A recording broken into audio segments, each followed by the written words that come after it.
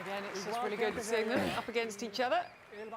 Let's have a little listen to Carlos Ramos. Same as 2 days Coin ago, toss. and you have the one with the white tape for the towel boxes. Any questions? No? You want to call it, Novak? There's heads, cara.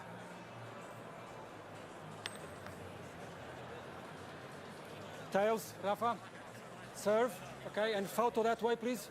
I like the way Carlos Ramos translated head into Spanish for Nadal. You'd think after all these years he'd know heads or tails, but that was very respectful and very considerate. He does win the toss because it's tails. He says he's going to serve. And Liam, you mentioned before that you've been in the presence of them, you've practiced them.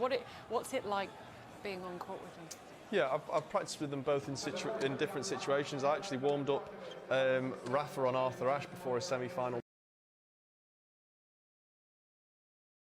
many years ago, and I remember he was hitting the ball so hard. So did I. Yeah. What, you warmed him up as well? Yeah. He didn't have anybody else to warm him up. You probably gave him a better warm-up than I did. He hit the ball so hard, he never hit the ball in the court. Yeah. He just went whack, whack, yeah. whack. And I'll never forget it because I was warming him up on Ashe, and it was before I think like Fed and Djokovic played next. And every time I shanked a ball, the entire crowd cheered. So it was like 15,000. Mate, I couldn't hit a ball by the end of the practice. It was probably the worst match warm-up he's ever had. But I mean, the one thing that stood out for me with Novak was he was actually, out of all three, they're all so nice and so personable. Novak was probably the one who actually spent 10, 15 minutes with me after the practice, asked me sort of, you know, how old I was, what I was working on, like told me about his journey as a player when he was younger and how he then got to the pros and where he is now, and sort of giving advice on schedule and stuff like that. And it was such a personal touch from someone who obviously has so much taken from them, from people and media and sponsors all the time. So, I mean, he, like Pat said, he does sometimes get a hard rap and you know, has maybe been the bad guy a lot because of the love that people have for Rafa and Roger, but I think the sport's almost going to miss him as much as any of the big three. And I remember you talking yesterday, and you were talking with Pat, he does an awful lot for up-and-coming Serbian players to help them make their way in the tennis world. Yeah. So I know, I mean, I'm not sure if I should say it, but he helps a lot with a lot of the Serbian players, a lot more than he has to, and I mean... yeah, he's a fantastic help to a lot of the Serbian players, and during COVID, a lot of people don't know, he actually paid to put on several tournaments where I think the ATP was struggling to get sponsors to put the money together for tournaments, and he put on several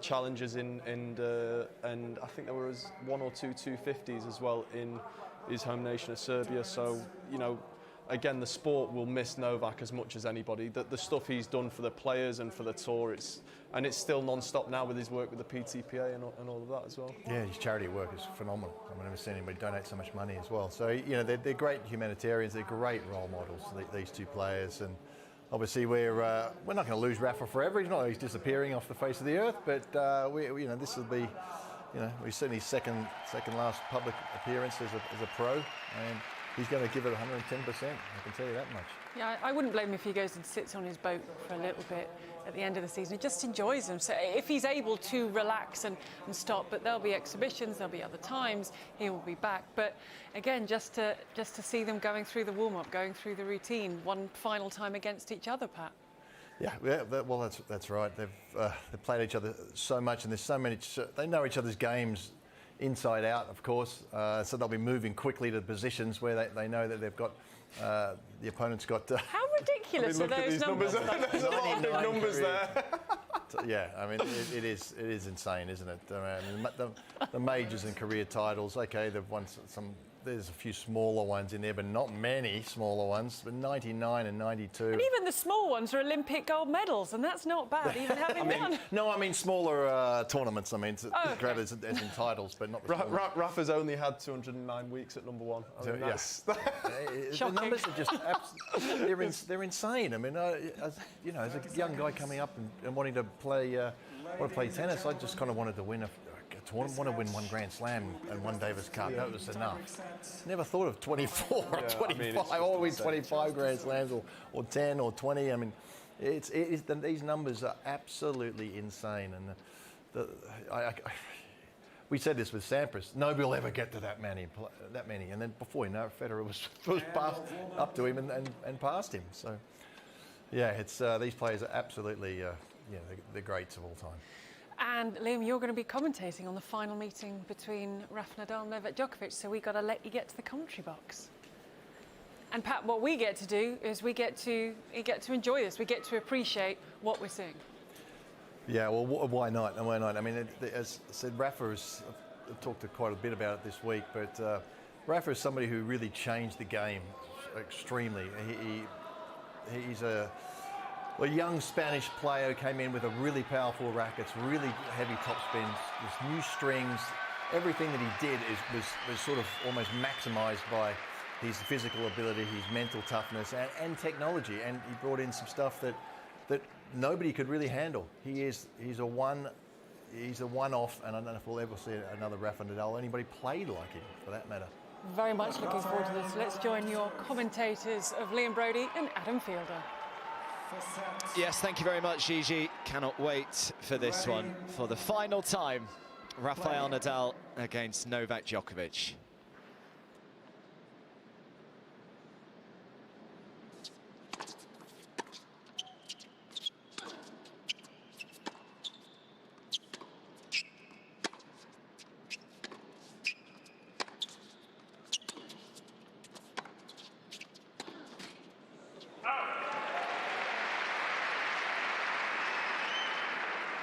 Love 15.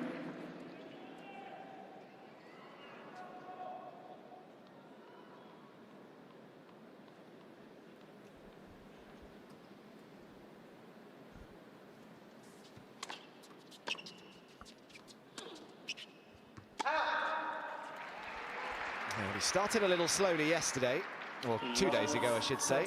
Did Nadal. Got better and better as the match went on. He looks a lot more settled here today, doesn't he, compared to when he went on the court against Alcaraz. Let. First service.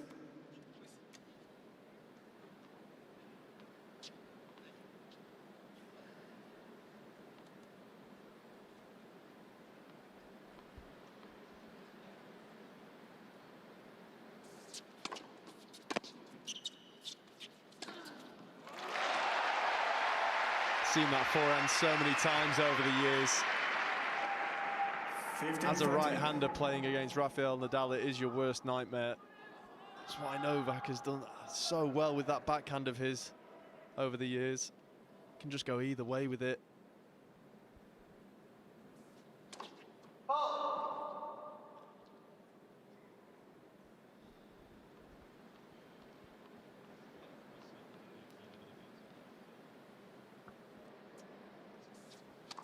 Let.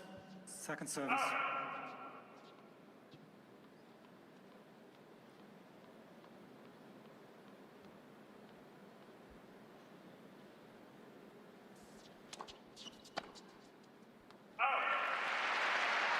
think he'll, from a tennis player's perspective, he'll be wanting to get a hold straight out of the blocks here. It settles the nerves instantly. I think the worry for Rafa here is that the match goes a little bit too quickly. He'll be wanting to make a contest.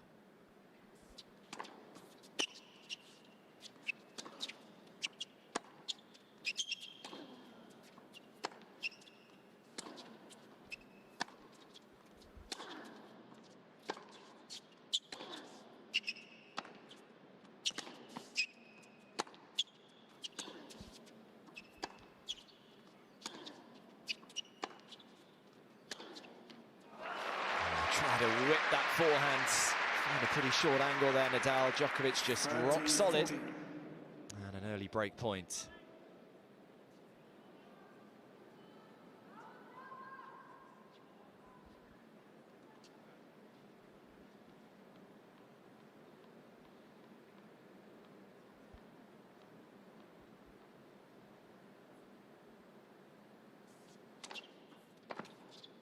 Oh, how about that?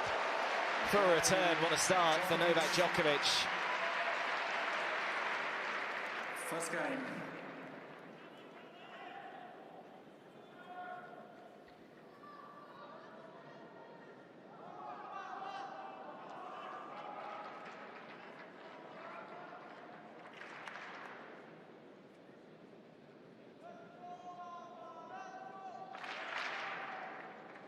long and beautiful story behind. Another fantastic opportunity to face each other before he retires from tennis. Let's try to enjoy that last battle, being professional myself, so just gonna try my best and just try to bring good energy and good show to the people. Djokovic to serve. A fitting way to bring them I think the together. rock music Just added to it, didn't it? made that clip. I can't believe what I just heard.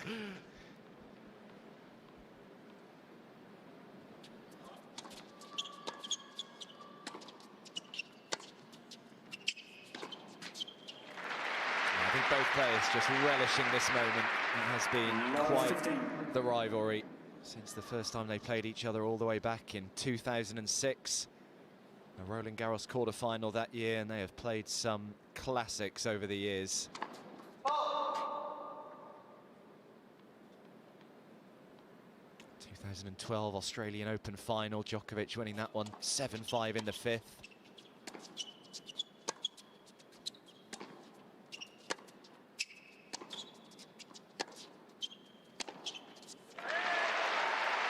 I'd love to know, because as a player it's so hard to keep your emotions in check on the tennis court. That's why Rafa has all of his little things with the bottles that he does at change of ends and his idiosyncrasies. Whether the extra emotion attached to this match would even affect these guys at this point in their careers.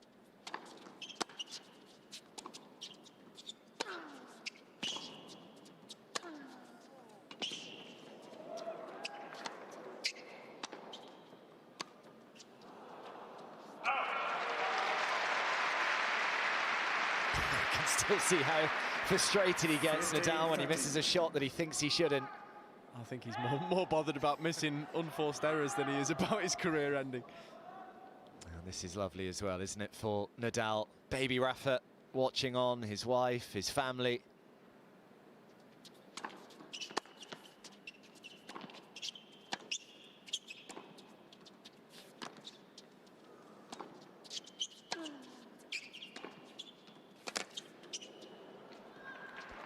So hard to do what Novak does on that backhand. Rafa hit a brilliant slice in defence just to try and reset the point against any other player. Slice that low and that vicious, it would. But he just steps straight back onto it and rips it cross court.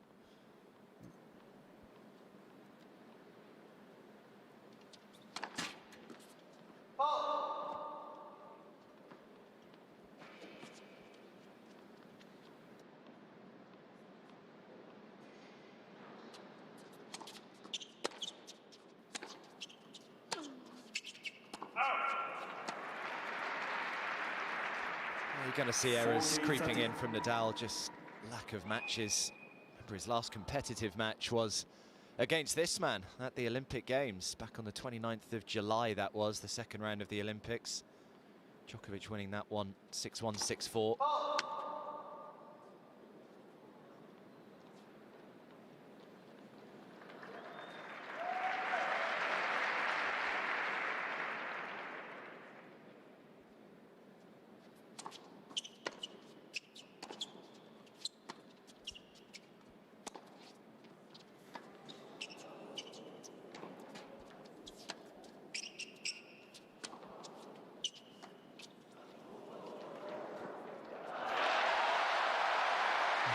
I'm not sure how seriously Novak took that last shot, but another point there, such a reminder of how good Rafa's hands are and have always been. The slice forehand out the corner was almost like a squash shot, and then the defensive slice right onto the baseline.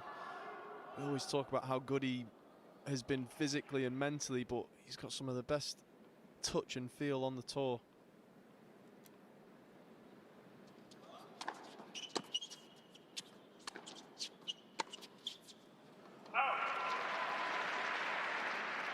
Advantage, Djokovic. There's a little smile to himself there, Nadal. Couldn't believe that he missed that forehand by the distance that he did. Still an absolute perfectionist on a tennis court.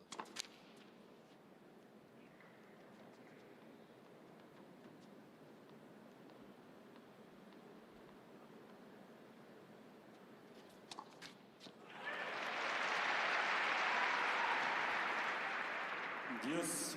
Not sure we saw many of those against Sinner a few days ago.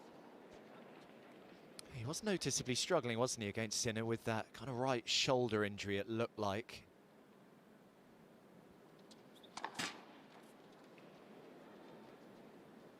He's got such easy power on that serve. It doesn't even look like he swings fast at times, and he's well over 200 kilometers an hour.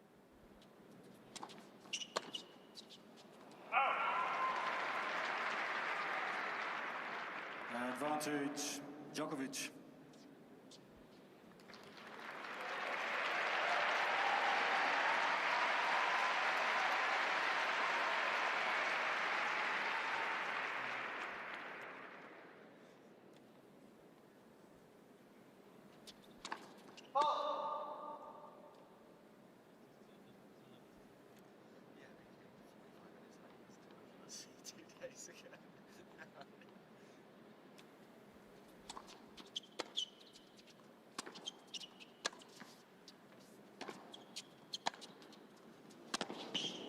Oh, goodness me, what a running forehand that was from Novak Djokovic.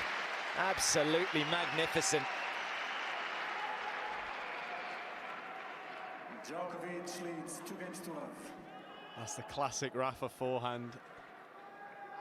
Novak's seen it many times before, though. Was already on his way over.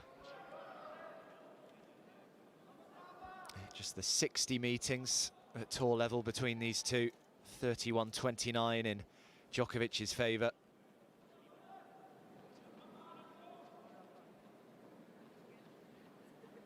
Remember that Wimbledon semi-final back in 2018, Djokovic winning 10-8 in the 5th.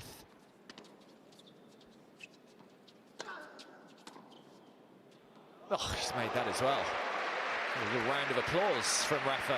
And what a serve that was from Nadal. Wasn't the biggest, but the slice on that lefty serve, and then just picked the wrong way on that short forehand. I think he thought Novak was going the other way. It's never a good idea to give Novak a backhand pass, that's for sure.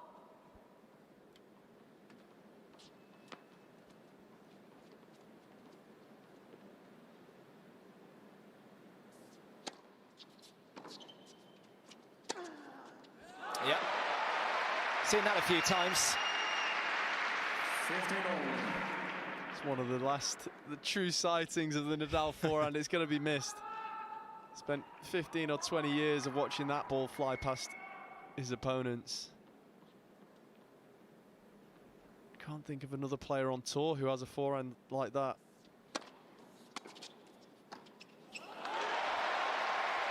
That's a great put-away volley. High on the backhand side, sprinting into the net. It's so difficult to keep that on target. Novak was already in the middle of the court. He somehow managed to find a short angle inside out. It's difficult.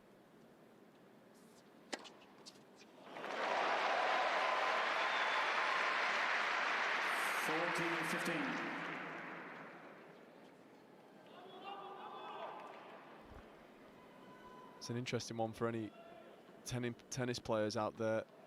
Still uses his lefty swinger serve against Novak, even though Novak's probably got the best backhand return of all time. Stick to using your strengths. Well, he's on the scoreboard. Here's Nadal, but trails by the early break, 2-1. Lexus presents tennis on Sky Sports. That's very impressive, Angela. Oh, my smart meter display. Oh, yes, thanks to my smart meter, my energy company rewards me when I move my energy use to off-peak times. That's when I do the laundry. I do the gardening off-peak, too. Oh, so it pays to be flexible, Angela. It all helps, Albert. Get rewarded for using energy flexibly, only with a smart meter. He's an exceptional assassin. I know I can find him. You're a vampire. We all are. Highly amusing. We wanted to live as normal a life as possible.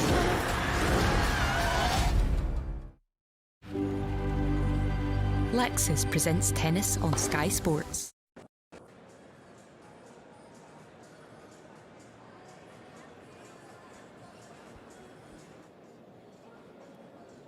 Well, of course, we are speculating that this will potentially be the last singles match of Rafael Nadal's career. It may not. He will be in Malaga for the Davis Cup finals in mid-November, but he's been very honest in saying that he will only play a singles match if he truly believes he can win. Hopefully see him on the doubles court no matter what.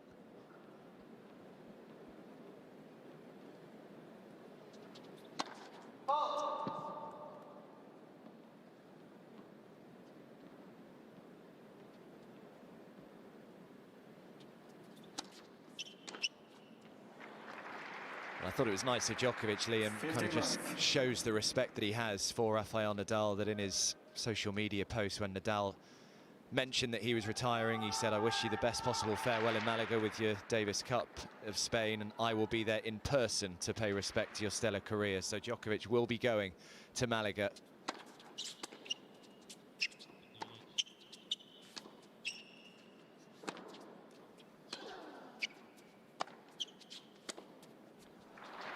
It's going to be it's going to be an emotional one. We saw the scenes with Roger at Laver Cup with Rafa, the tears. I imagine there might be some waterworks when Rafa now retires, and it's fantastic that we've got one of the GOATs going to Rafa's retirement party the same way that Rafa paid that respect for Roger. And hopefully when it comes to Novak's time, fingers crossed both of those guys will go to pay their respects for his career as well, because I don't think either one of those three, or any one of those three players, would have existed without the other two. They all pushed each other for the best part of 20 years, and I think they've all been very vocal that without the competition they never would have achieved what they did.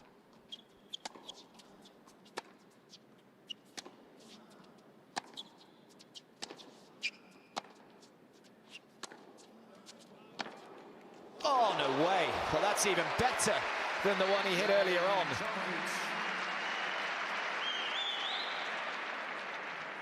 Well, they said they were going to try and put on a show. They're certainly doing that. Opening 15 minutes or so. He made that look so easy. It's so difficult to do when you're running that quick. You got to paint that line, or at least get within probably 12 inches of it. Because if you don't make it, you're way out the court and your opponent's got an easy ball into the open space.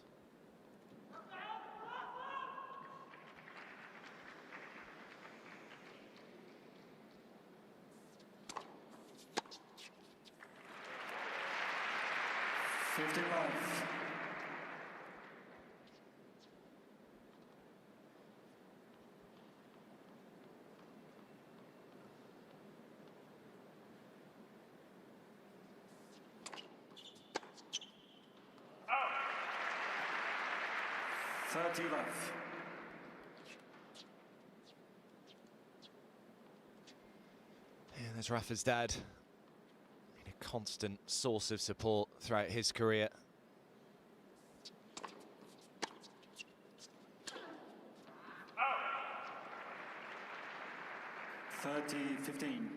Makes me laugh that Rafa's here on the final day of his singles career and still getting frustrated with himself when it's not good enough. The standards are so high.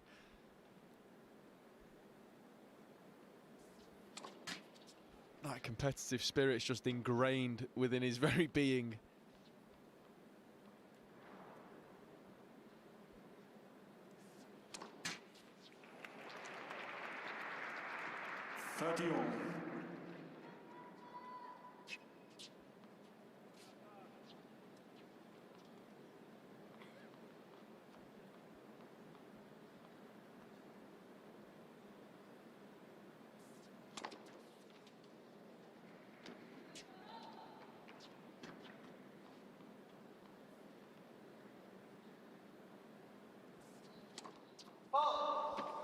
Back-to-back doubles. 30-40. This is what happens, you know, this is what it looks like when you're undercooked as a player, when you haven't played much and maybe your confidence isn't as high as it's been in the past. The double faults can creep in. You can start to question pretty much every shot in your game, especially the second serve. Yes.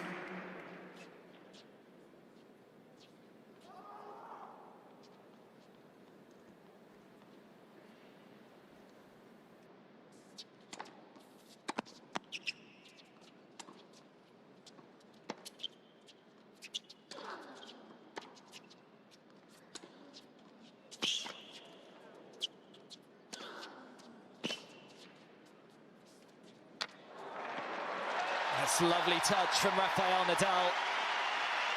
Always had just exceptional hands. Baby Rafa liked that one.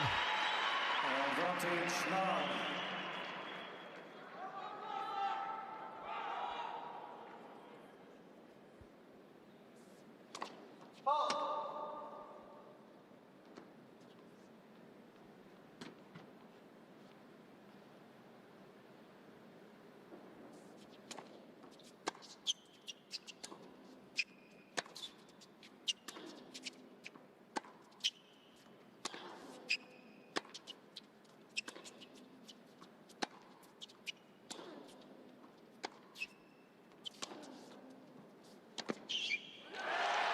So Nadal stays in touch in this opening set, saves the break point to prevent himself falling a double breakdown. And it's Djokovic who continues to lead 3-2. Lexus presents tennis on Sky Sports. It's Lidl's wooden toy event.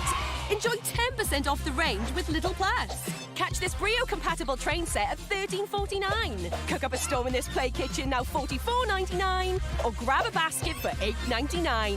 Plus over 100 more wooden wonders. From the 17th to the 23rd of October.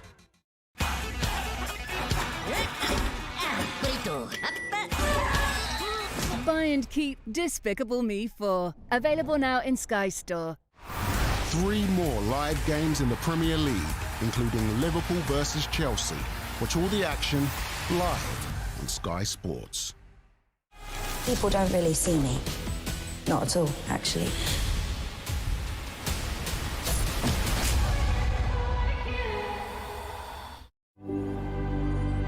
Lexus presents tennis on Sky Sports.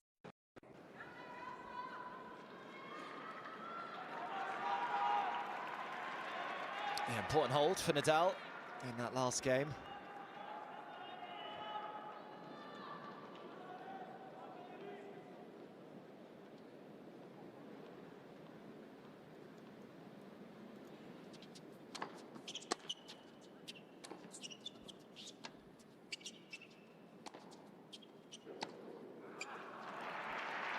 I know you, Pat and Gigi, were building your perfect player, Liam, out of the 6 kings that are here. If you were only building your perfect player between these 2, serve, forehand, backhand, volley mentality,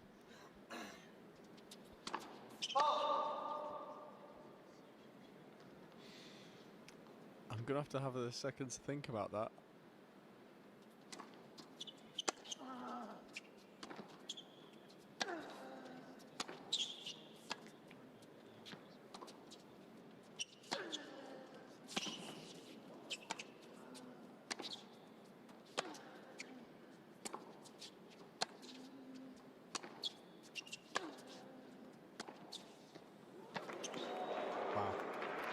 What a backhand. And I'm going for Novak's backhand. Rather unsurprisingly, both players at their peaks. I think Novak's backhand is the greatest backhand in the history of the sport. I think Rafa's forehand at his peak was almost unplayable for pretty much every player on tour. Serve. I think I've got to go Novak. Mentality is a tough one because Novak's become such a machine over the last 5 to 10 years. His focus is like at a laser level, but I think, again, mentality, I've got to go Rafa. That's what defined his career at the end. Did you say volleys? Volleys. Just take your pick, really, isn't it? 2 seriously good volleyers. I think volleys, I'm going to go Novak. I mean, Rafa's incredible at the net. Again, I said this a few days ago, though. Novak gets forward so much more often nowadays than he used to. And I think that's one of the big reasons why he's won Wimbledon as many times as he has.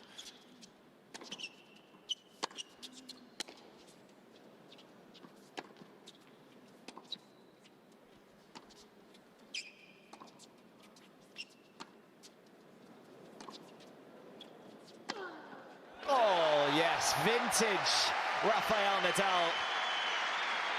We will miss that shot. Absolutely offloaded on that. The forehand line is a thing of beauty even now. Look at that. So much spin on the ball.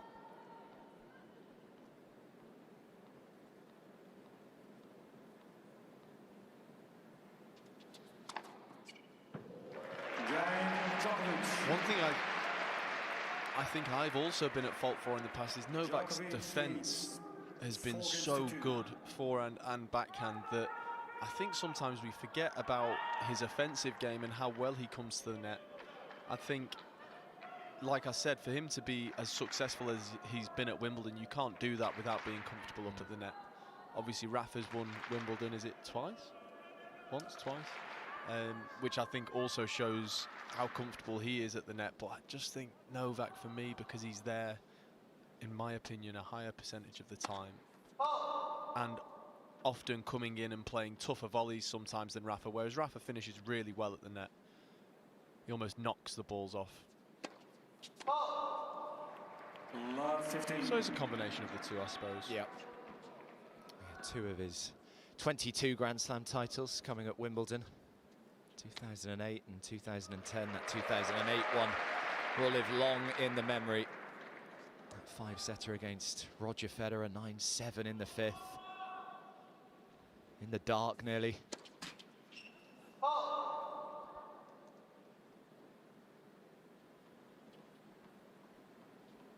That was his first Grand Slam title outside of Roland Garros as well.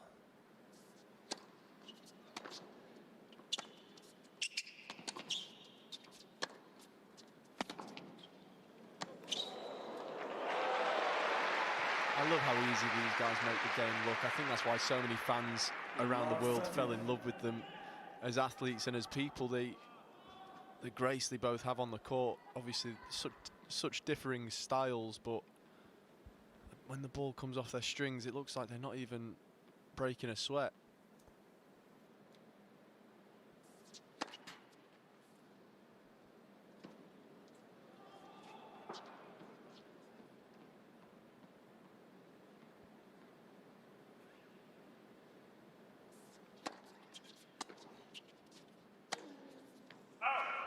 It's just wide, so he's got to try and fend away 3 more break points here.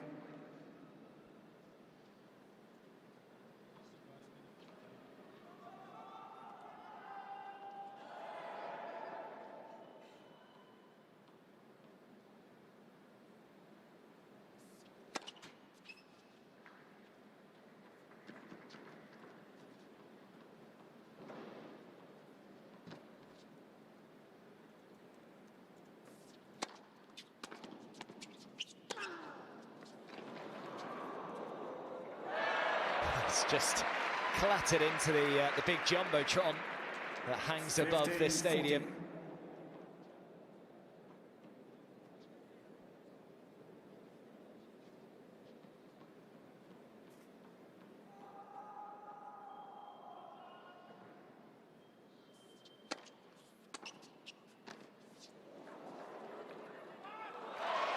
So double break confirmed for Novak Djokovic.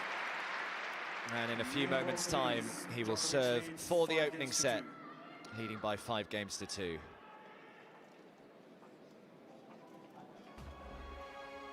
Well, it's a busy weekend of Formula One action live on Sky Sports tonight from 7 p.m. You can watch the USA Grand Prix Sprint. It's then qualifying from 11 p.m. tonight, and then the race itself, 6:30 p.m. tomorrow. It is heating up, isn't it, in the battle for the Drivers' Championship, with Lando Norris trying to take down Max Verstappen. So that is across Sky Sports F1 all weekend.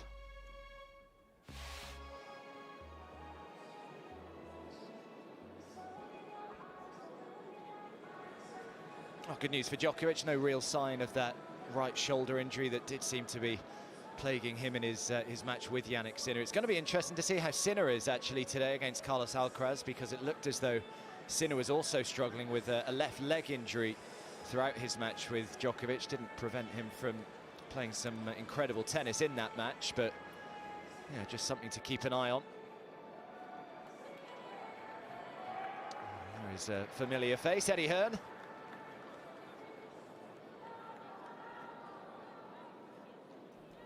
Try pronouncing that name. Yeah, did you notice that I laid out?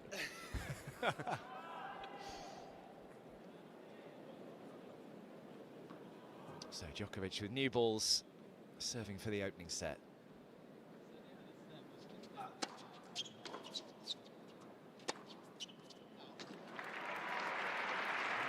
$15.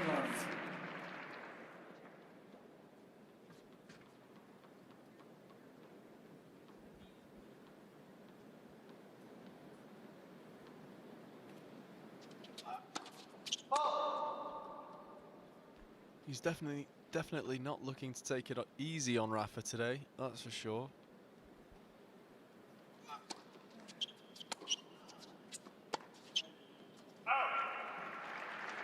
$15 all.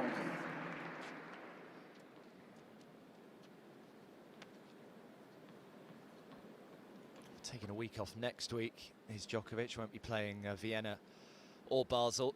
So the next time we see Djokovic will be in Paris in a few weeks' time, the final Masters 1000 event of the year. Of course, you can watch right here, live on Sky Sports. Djokovic still yet to guarantee his place at the Tour Finals at the end of the year. But something fairly drastic would have to go wrong for him not to be there.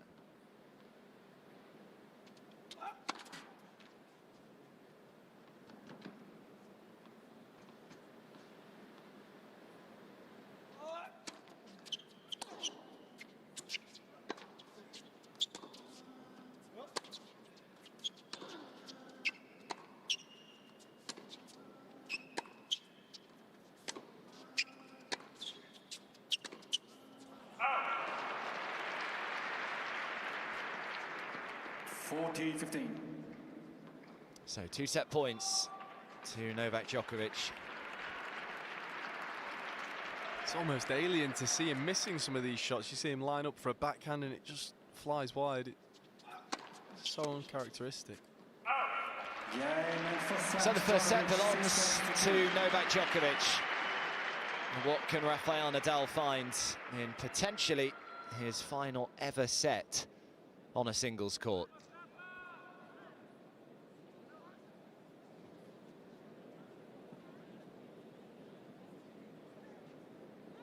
So change of shirt by the looks of it for Djokovic. Didn't do a huge amount wrong really in that opening set. As Liam said, just a few kind of uncharacteristic errors from Nadal that we're not really used to seeing, but as we've kind of been mentioning, just the lack of matches. Crazy thing about this is the level Rafa's been playing the last 2 or 3 days is probably good enough to compete with. Up against a very tough opponent tonight. Yeah, well, slow start for Rafa today, and probably he will play better in the second set. So I guess a bit nervous also because it's been his last match. So maybe it's something to do with that, but yeah, I'm sure he will play better now. Yeah, how did you prepare him for it? Because there must be a lot of emotion running through the camp, you know, bearing in mind probably could be his last singles match against Novak Djokovic before he does hang up his racket. Yeah, it could be, and probably against his biggest enemy, rival on course. So yeah, I think a lot of emotions today here, and I guess it's normal that he's maybe a little bit nervous at the beginning, but yeah, for us it's great to be here with him. In you know that he's playing Novak, and it's a great experience for him as well. So let's try to enjoy now. Absolutely. Well, you can tell from the atmosphere here, everybody is really enjoying this match. It's a fantastic atmosphere, and of course, a wonderful chance to see these two go head to head. Once again, thank you so much, Carlos. Thank you very much. Thank you. Yeah, nice to hear from Carlos Moya speaking with Annabelle Croft. Let's just head upstairs to the studio as well and get Pat Cash's thoughts on that opening set. Yeah, well, it's when you have a relaxed Novak Djokovic out there playing, it's pretty dangerous. I mean, you saw how he just he rolled onto some of these forehands, and the power that Novak has, he's really sort of dominated, didn't he, in those rallies when he wanted to. He could slap a few winners. So Rafa will play better in this set, but Novak, as you said, he's not going to ease back. And you know, once he's relaxed, boy, he's dangerous. And those balls come off that heavy racket of his. It's just such a fast speed. So let's hope that Rafa can, you know, cut out some of those double faults and get back into this. Oh, there we go.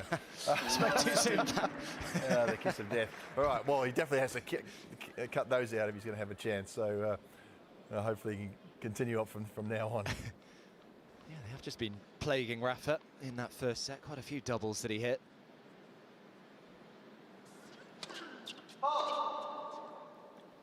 Makes you wonder how his body's reacted to the match against Carlos a few days ago.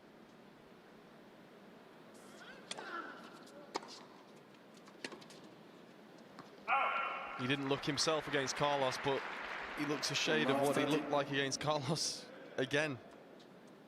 I think if he's had to retire, I'm sure he feels like he probably is unable to complete back-to-back matches at this stage of his career, so it's probably a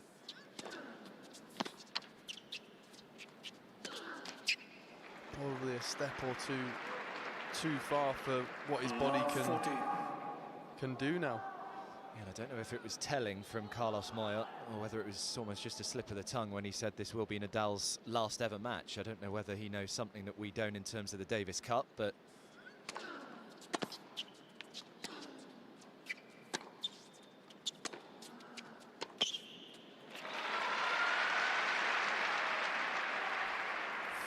if he's going to want to get anything out of this, Rafa, he's going to have to do exactly what he did in that point. He's going to have to step up the court and play more aggressive. He's made a career out of being so tough from the baseline and stepping in when he has the time, but with his body how it is now, it's just not possible.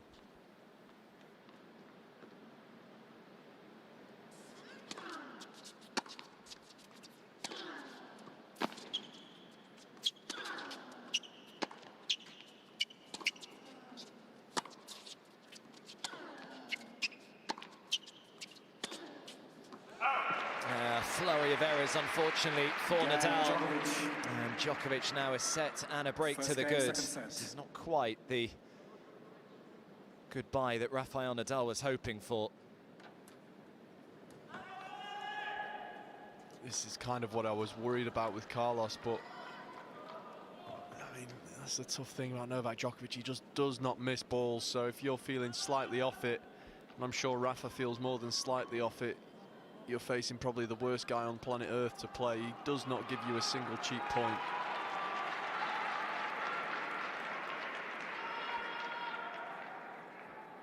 I'm sure it's quite tough for Djokovic as well, this situation, because I think he will know that, you know, this is not necessarily what the fans want to see.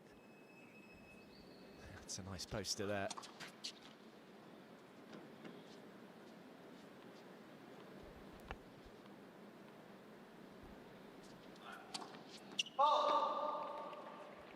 Love 15.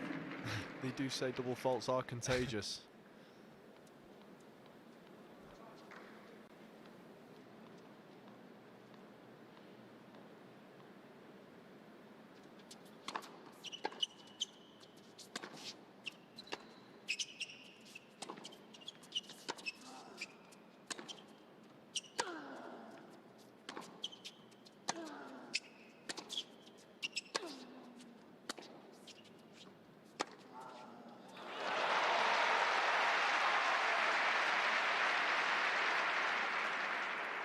Love 30. I know all records are there to be broken, Liam, but do you think Rafa's 14 Roland Garros titles will ever be beaten? Definitely won't be beaten in our lifetimes.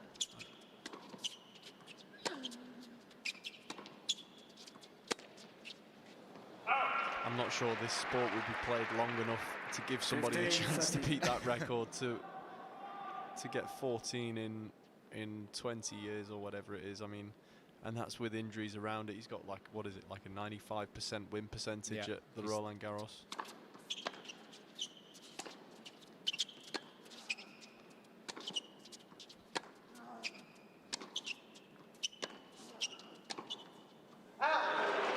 The incredible thing about it is, as we know, the margins in tennis are so small. 15-14. There were so many matches that he could have lost that he found a way through. I mean, I even remember one, maybe not many people remember it. He played John Isner, and he won the match in 5 sets. And these are all guys who are just top tennis players on the planet.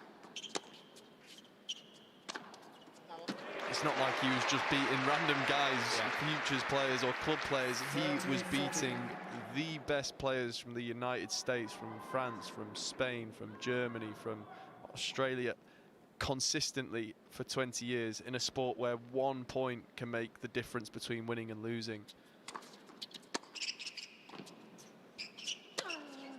Oh, he's made it. And Nadal breaks back. On serve again in this second set.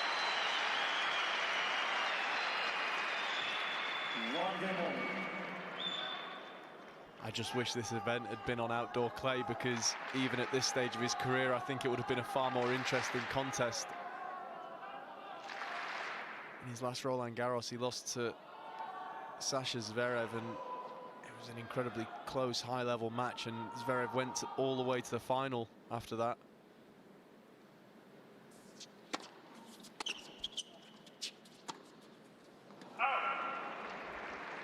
That's the quiz question, isn't it? Can you name the 3 players that have beaten Rafael Nadal at Roland Garros? He's only lost 4 matches. 2 of them have come to the same man.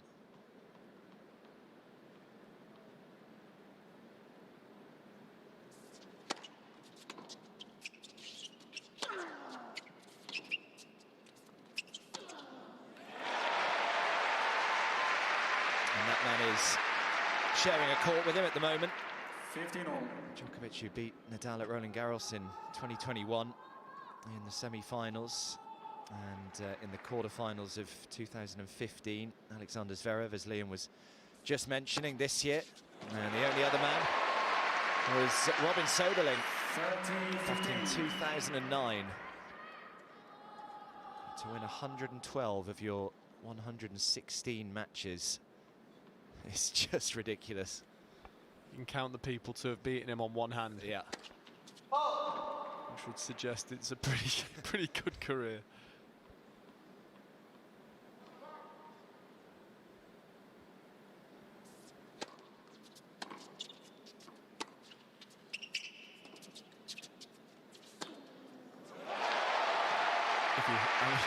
The crazy thing is as well, if he hadn't have been plagued by injuries how he had, he'd probably have more. Yep.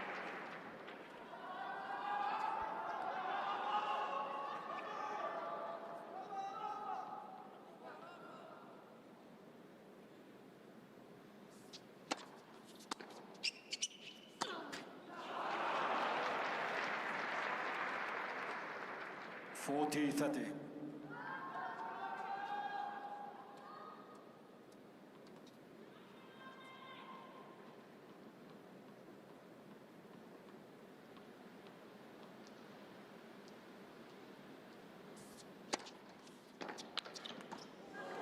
It's a shame because he hit such a good serve. He got the return he wanted. And a little grin on the face of Nadal, as if to say, I would never normally miss that. And that is clearly why I picked Novak Djokovic's volleys. I'm not sure I've ever seen Rafa miss a volley like that. Advantage, Nadal.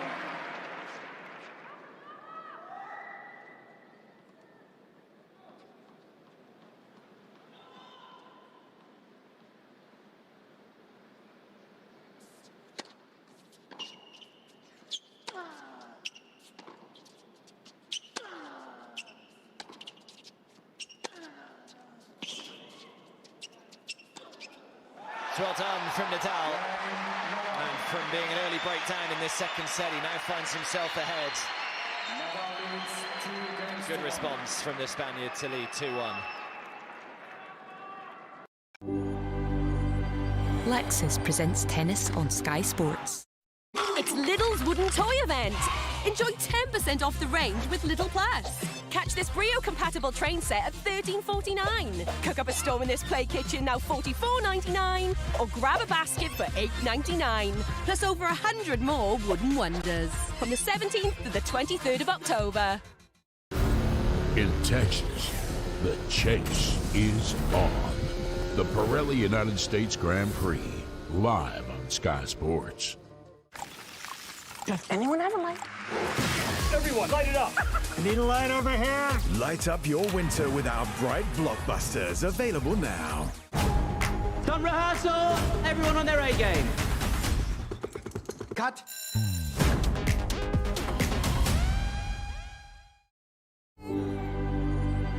Lexus presents tennis on Sky Sports.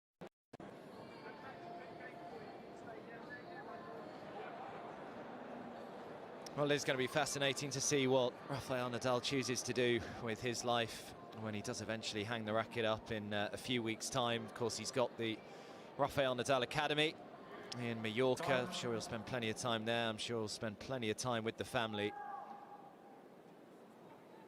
I'm sure he will want to stay in tennis some way or another. I reckon he'll spend a lot of time on his yacht.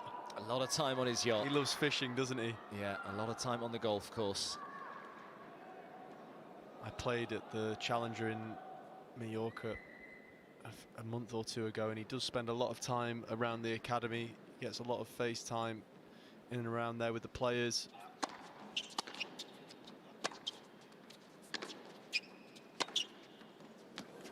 And with the staff, they worship him there. He's very humble. He knows the name of everybody who works at the academy. Yeah, he's had such a great influence on the area.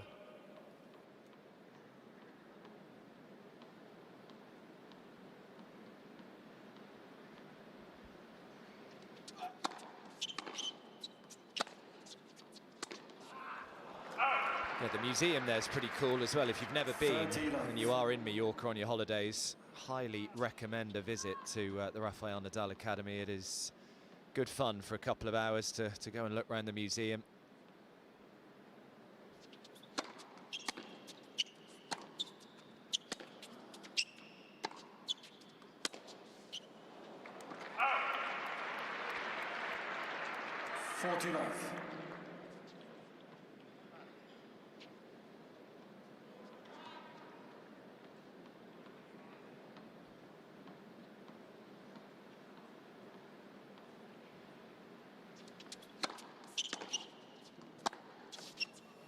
Back to business for Djokovic. Brilliant forehand, back in behind Nadal. 2 games all. 2 games all.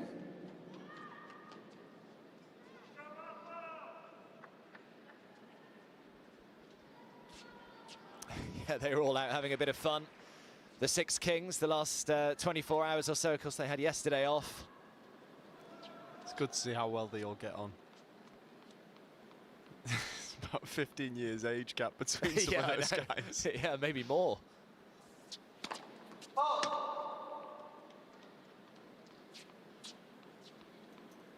Yeah, what's Rafa now? Rafa's 38.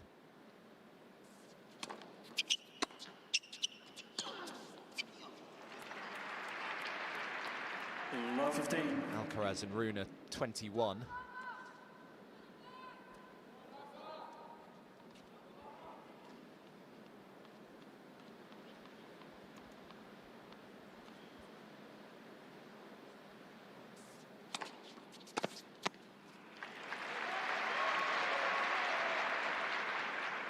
Such a good serve. Rafa on the outside with his lefty serve. It always looks like he's swinging it out wide, but he's got such an accurate tee serve as well. Can't tell from the toss.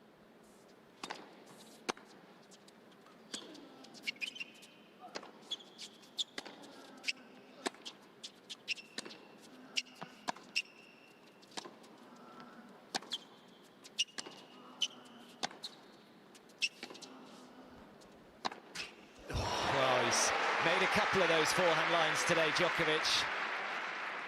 And a good couple of short angles with that cross-court forehand into the Nadal backhand.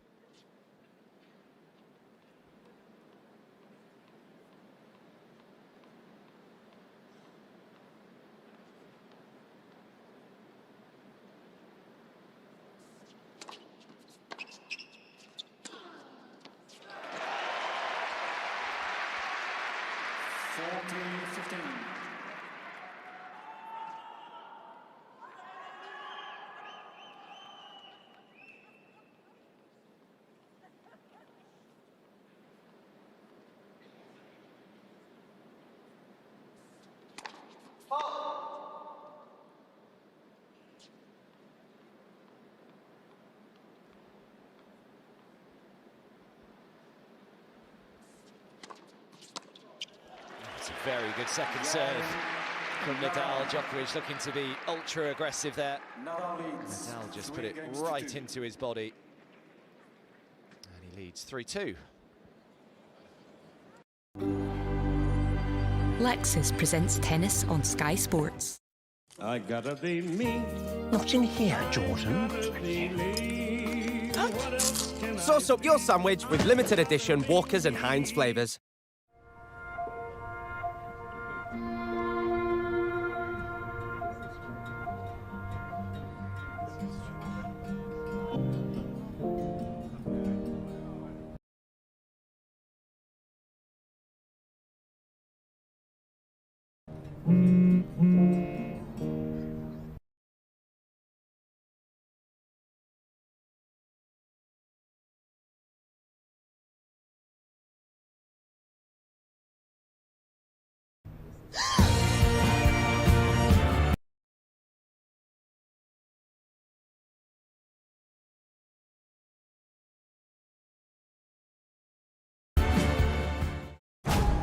Done rehearsal!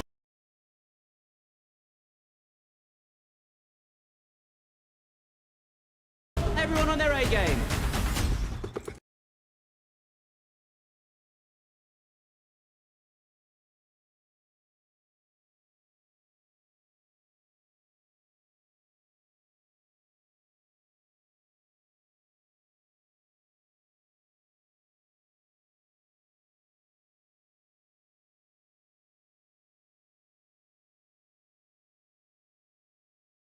I actually saw Carlos Alcaraz hit a very similar shot a couple of days ago. Ball's behind his body. Somehow found a way to scoop it cross court. What an angle that is.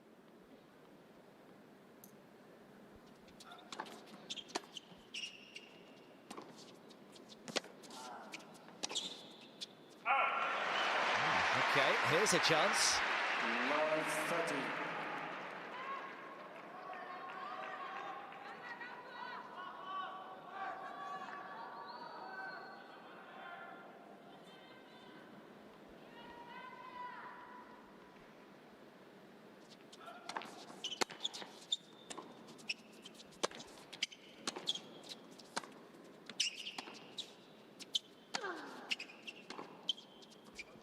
Brilliant again from Djokovic. Just has that backhand on a piece of string.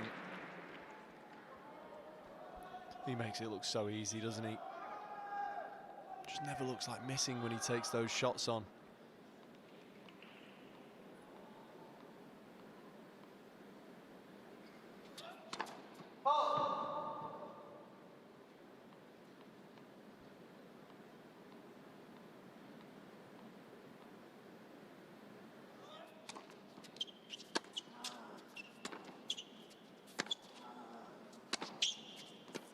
It's long, and Nadal, after finding himself a breakdown early in this second set, has two chances to go a break in front now.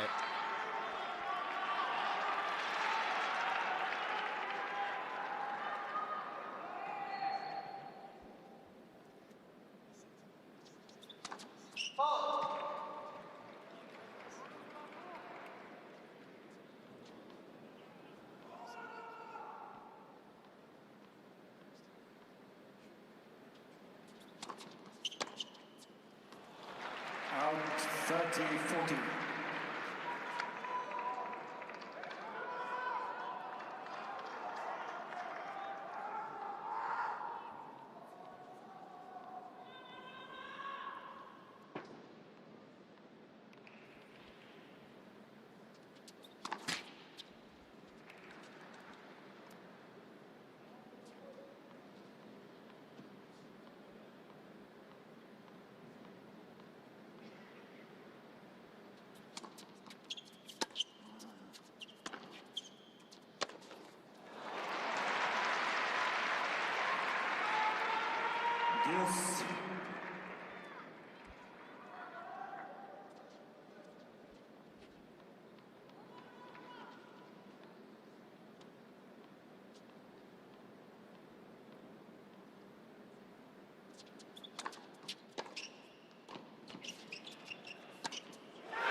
could see what he was trying to do.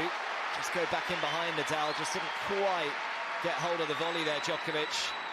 Advantage, Nadal.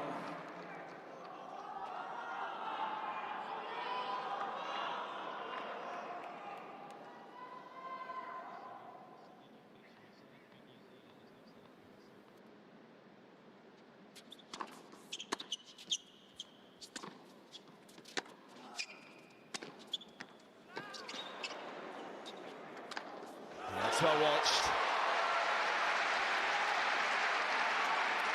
It's been, I was going to use the word weakness, but maybe one part of his game that maybe isn't quite superhuman, that overhead. During his most dominant period, it was literally the one shot that Novak struggled with. Was the smash, but it's also probably the toughest shot to expose.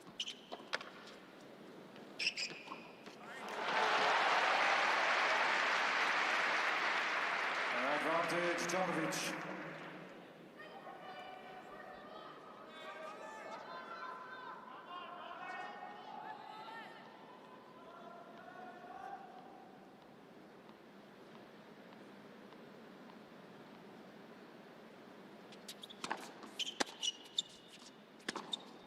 Yeah, it's well done. Got the bravo from Nadal. So 2 break points saved. 3 games all. And Djokovic levels things up, 3 games all. I mentioned he's on 99 career titles. Oh, as we just have a look at Jannik Sinner warming up backstage. Of course, that is to come next. Jannik Sinner up against Carlos Alcaraz for the $6 million.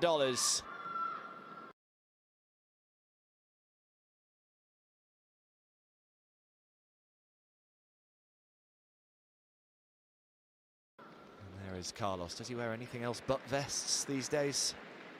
Cannot wait for that. Sinner looking to try and beat Alcaraz for the first time this season. Remember, all 3 matches they have played against each other have gone the way of the Spaniard. Yeah, do you think Djokovic ends his career with the most ever tour titles, Liam? He needs to beat Jimmy Connor's record of 109. How many is he on now? He's on 99. You know, funnily enough, the last few years when he's dropped down and played 250s, Novak, he has actually lost a couple more times than you'd think.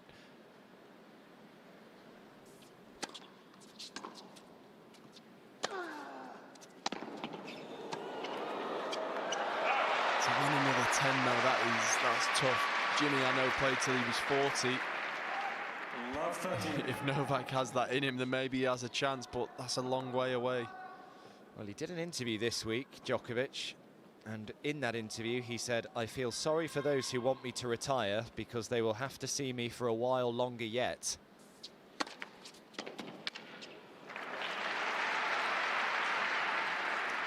$15.30. Well, that's good news, because he would be a great loss to the sport, especially after losing Rafa this year and Roger a couple of years ago.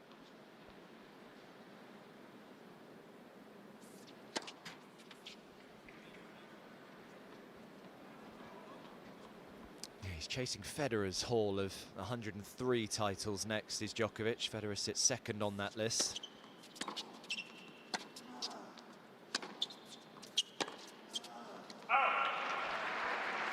It's a shame for Nadal, having missed out on those break points in the last game. Djokovic now with 2 of his own. You can see Rafa's mind working, trying to solve the puzzle, trying to figure out a way to get to Novak and be as effective as he can. It's just so difficult.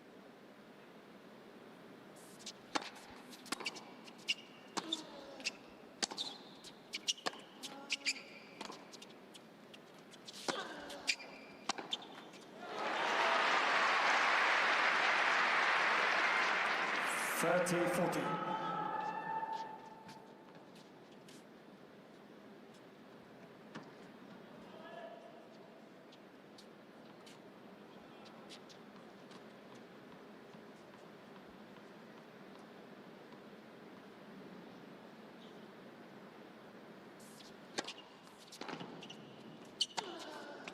Oh, what a way to save the break point. What a lethal combination from Nadal. Yes.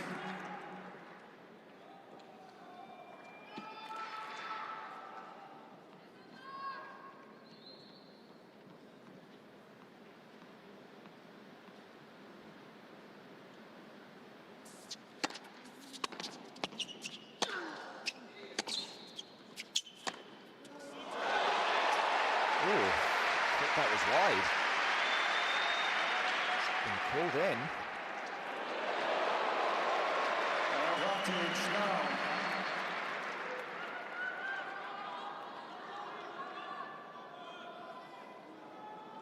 Very outside edge of the line.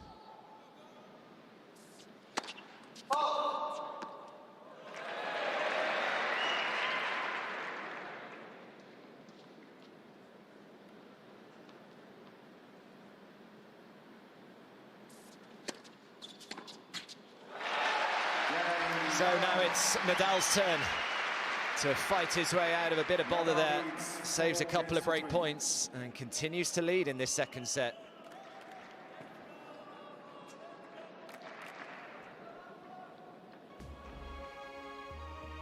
Well, if cricket is your bag, then this one is for you. It is the Women's T20 World Cup final. South Africa off the back of knocking out the heavy favourites coming into this World Cup. Australia in the semi-finals up against New Zealand, who got the better of the West Indies. That is live for you on Sky Sports Cricket tomorrow, 2:30 p.m.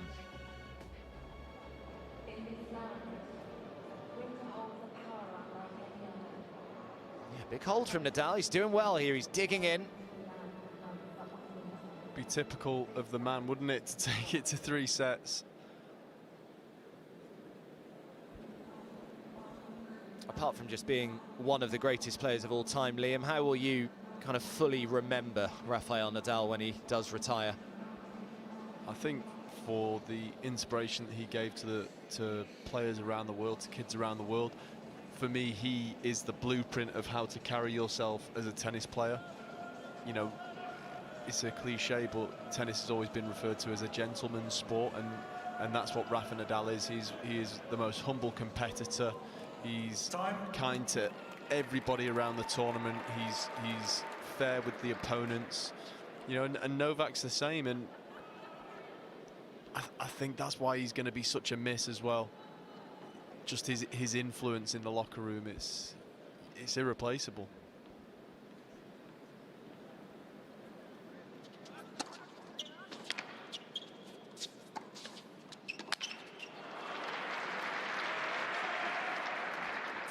love.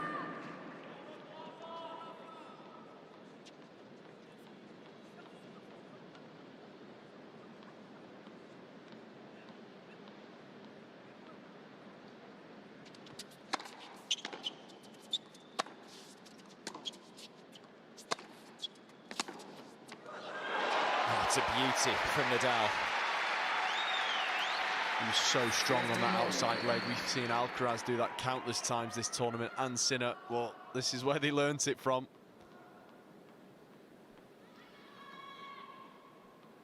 So strong. Let for service.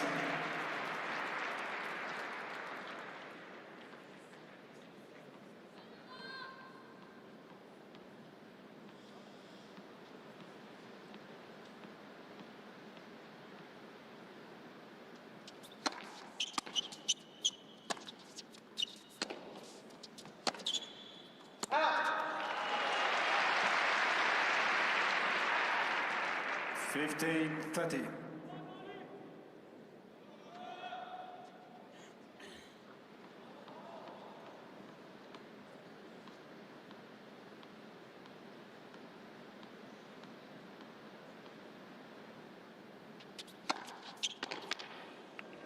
It's a big first serve.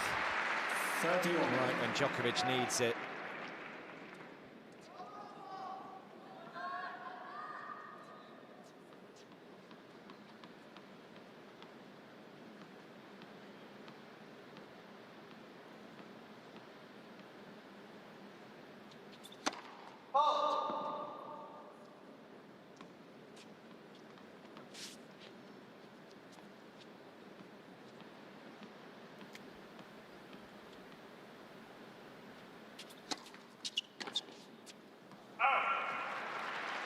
over the years, we've seen Rafael Nadal being one of the best returners on tour, and it's always been from 2-3 meters behind the baseline, especially on the second serve, just allowing himself that time to rip the forehand from anywhere in the court. With the waning of his physicality, you just can't do that anymore. If you go back there, you're going to have to move, and in ways that he just physically can't.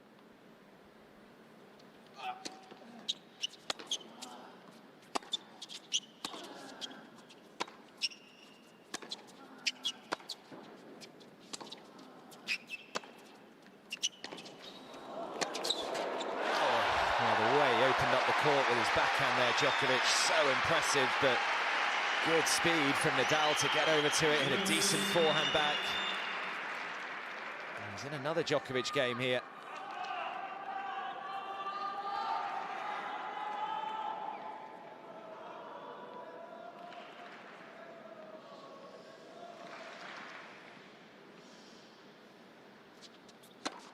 Left for service.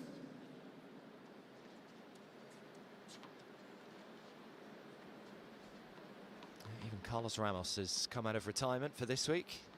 Chair umpire.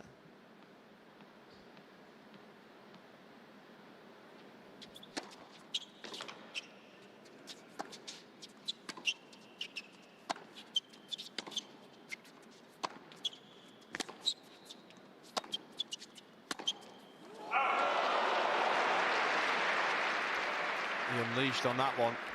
Advantage, Djokovic. Just came out of nowhere. Didn't look like he was swinging any harder, but came off the racket like a gunshot.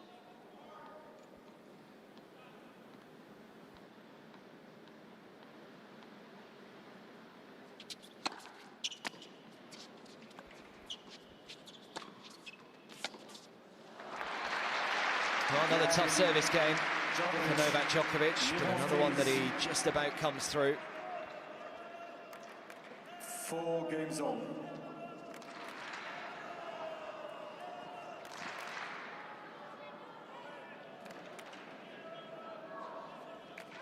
As you can see, in terms of the all-time men's head-to-head, they have played 10 more times than anyone else. Djokovic and Federer 50 occasions, and Nadal and Federer 40 times. Those three players just have left such a legacy on this sport.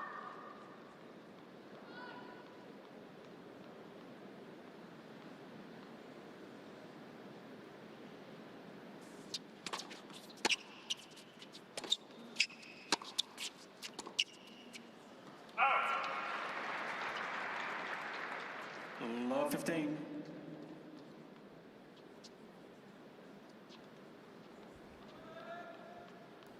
When you do the maths, I'm just sat here slowly doing the maths on that. That is insane. That's 6 times a year for 10 years. Yeah.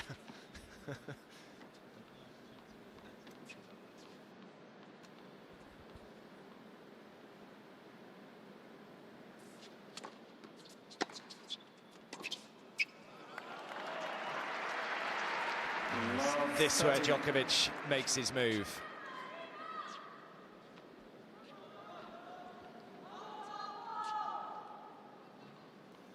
It's looking like this could be the end of an era. Yep.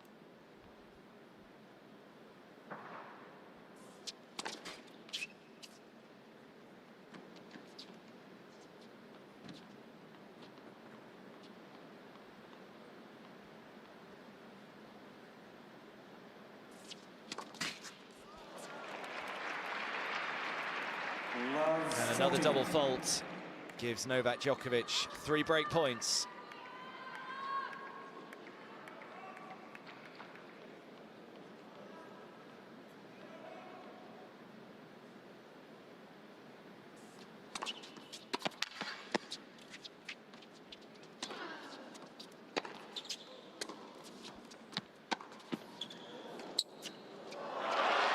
So Djokovic breaks.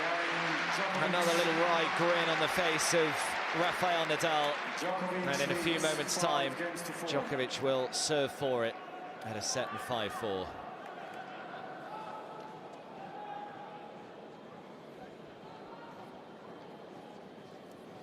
I guess the most important thing here is that Rafa's enjoying it.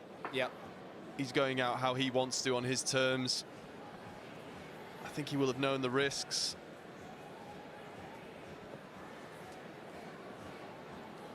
Now, just so nice for Rafa not only to kind of finish his singles career against one of his biggest rivals, if not the biggest rival that he's come across, but also a couple of days ago as well, playing Alcaraz, playing kind of the, you know, Rafa has flown the flag, hasn't he, for Spanish tennis for the last 2 decades, and he's kind of just passed that baton over now to Alcaraz. Not a bad understudy either, is it? No, I think it's a good thing as well for Rafa to see the indelible touch, the indelible mark that he's left on the sport, on people around the world. Obviously, Carlos being a prime example of that. I mean, he's helped form probably the best player on the planet, or the second best player on the planet, who is going to carry the flag for Spain for the next 15, 20 years after him. And, you know, there are millions more people that Rafa has never met and may never meet that he's changed their lives for, because, like I said, he's such an inspiration to so many in the way that he goes about his business, even here till the end. He's a true warrior, and you know, it's a sad moment for me especially. Yeah. So possibly the last game of Rafael Nadal's singles career.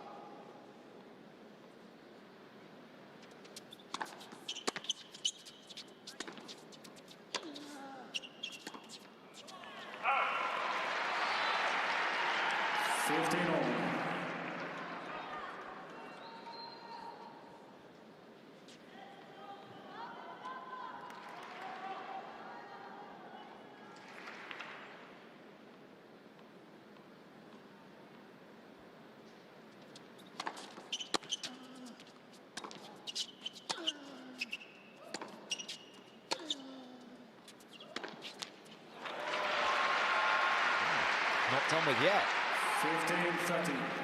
A couple of uncharacteristic backhand errors from Djokovic here.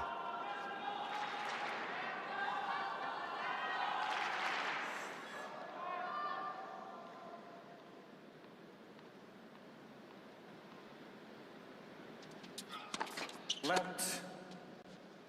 The service.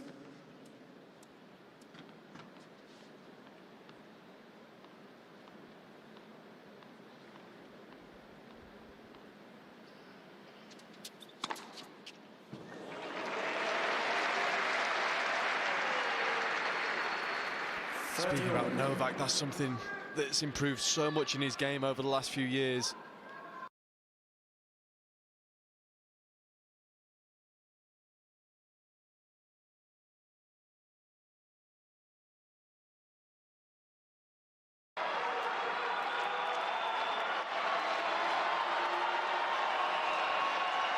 So match point.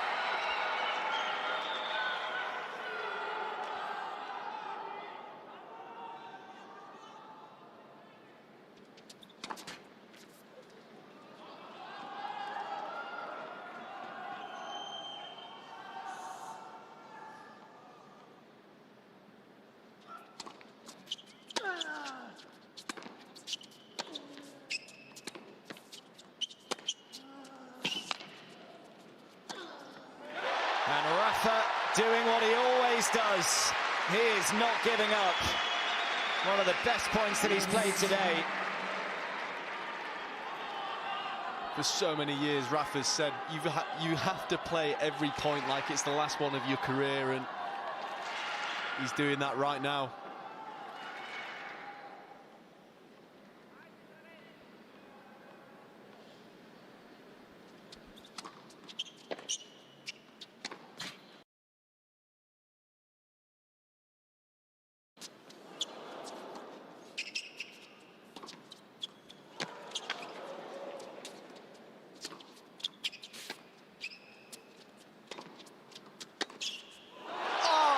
Well, it just had to be.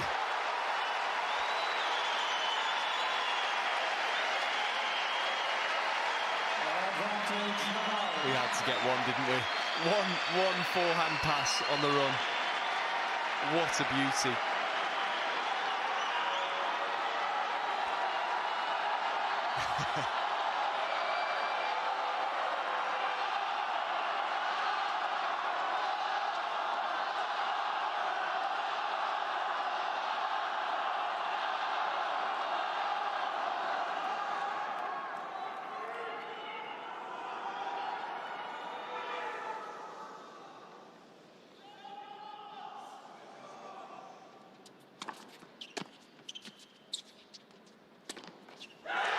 Can you believe it? 38 years young, still showing all of that fight that we have seen over the last 2 decades. Nadal saves the match point. I can't believe he's broken him. I mean, just sums the man up, doesn't it? Never say die. Last singles match of his career. Exhibition, doesn't matter.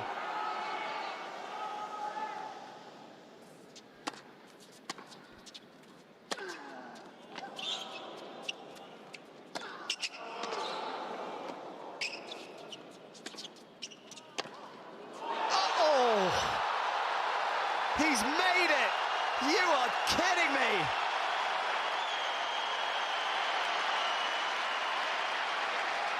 Rolling back the years here, Rafael Nadal.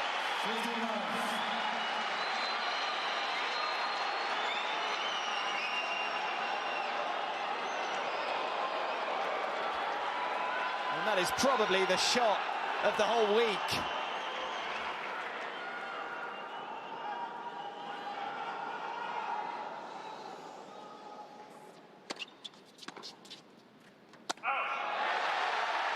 Well, even if he goes on to lose this set, Liam, I'm glad that he's had the last 5 minutes, because it was a little flat, wasn't it? It probably wasn't the farewell that he was hoping for, but just to have those couple of moments.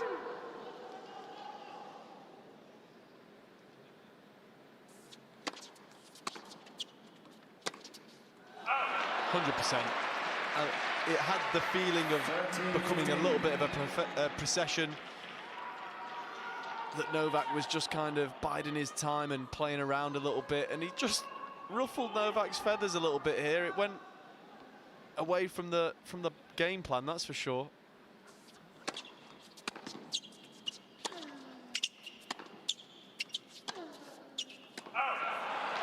When he got that fist pump out after the forehand on the run, I was jumping out my chair. I'm glad I got to see that one more time. Yeah.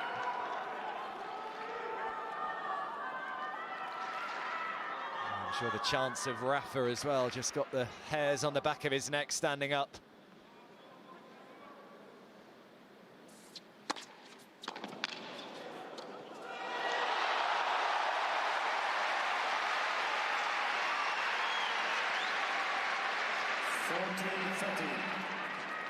Novak tried to put his foot on the gas at the start of this game as well. Rafa just came out with the answers.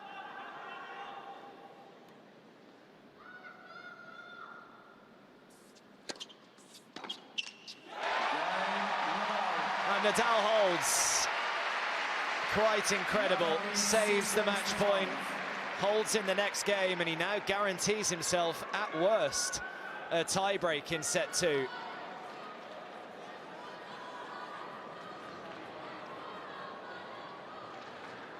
Well, whatever it is deep inside of Rafa Nadal, that fighting spirit, that competitiveness, it will just never die, and it has been fully on show the last 5 or 10 minutes or so here.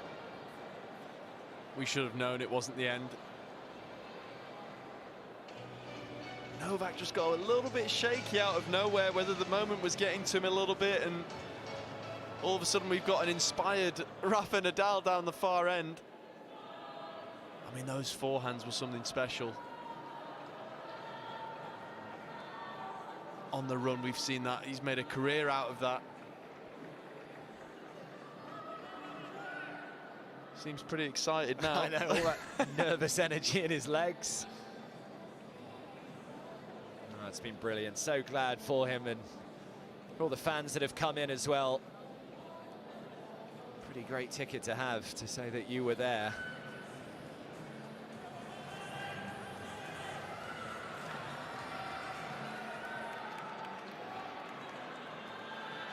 So Sinner and Alcaraz might have to wait a little bit longer, as we just had a look at these absolutely ridiculous numbers from Nadal, those 22 Grand Slam titles, 14 of them coming at Roland Garros, 92 in total. Of course, the 2 Olympic gold medals, one in the singles and one in the doubles alongside Marc Lopez.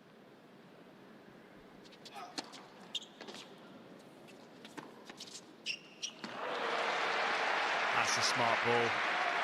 He knows Rafa can't stop and turn back the other way like he used to. Nice first point to calm whatever nerves he may have had.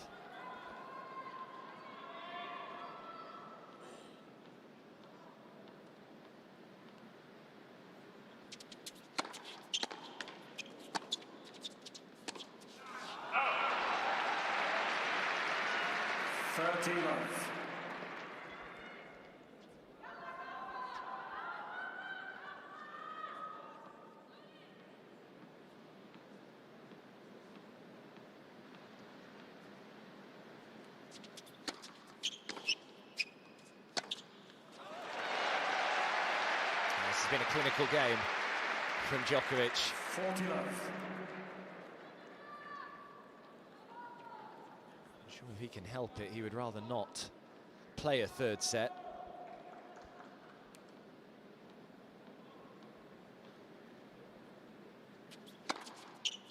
Game.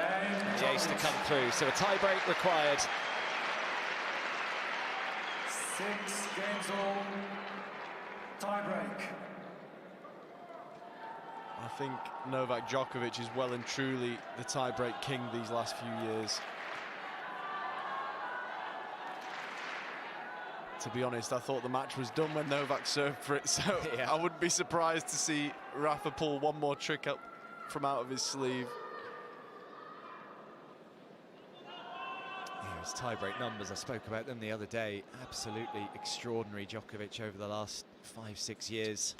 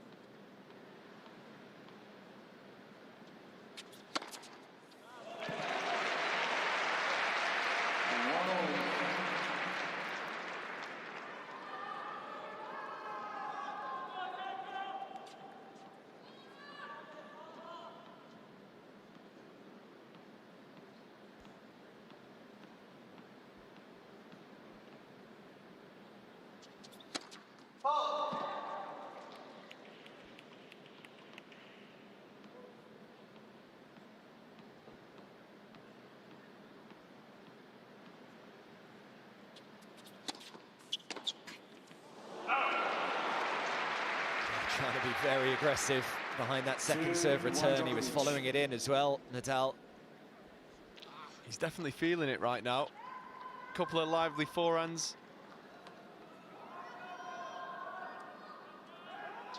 Crowd are definitely driving him on.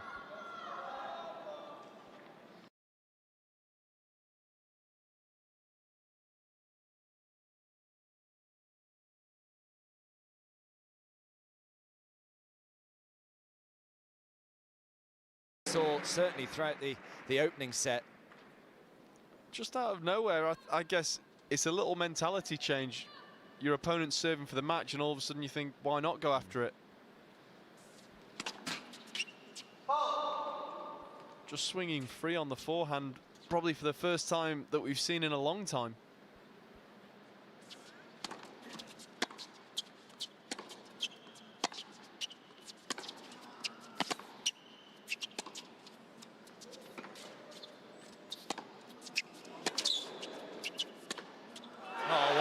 point again from Rafael Nadal.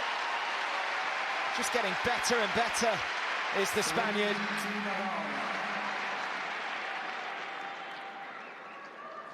Certainly not feeling like an exhibition right now.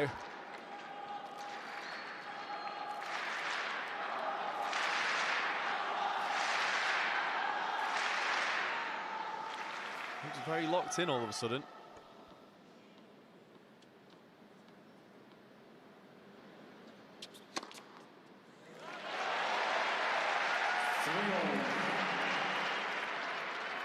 Like we said, that's one of the reasons why he's the tie-break king. That first serve, that pesky first serve showing up again. Gets so many free points behind it. That's got to be one of Novak's most underrated shots.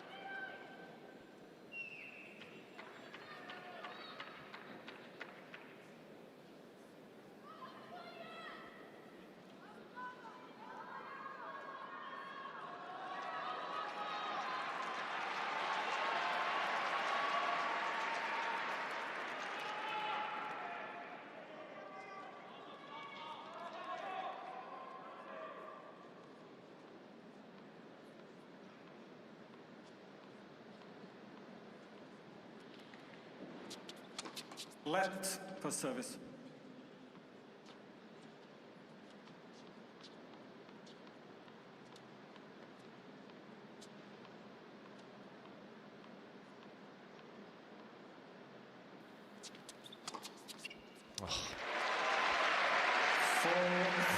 Just have this uncanny ability, Novak Djokovic, to find serves when he needs them. Pressure situations, tie breaks.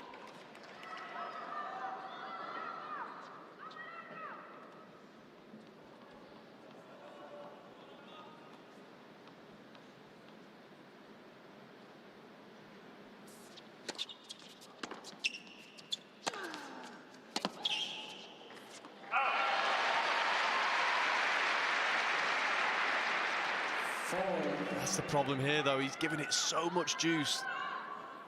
He's lucky, a little bit lucky, that that ball from Novak went out, because it didn't look like Rafa was going to take 2 steps to it.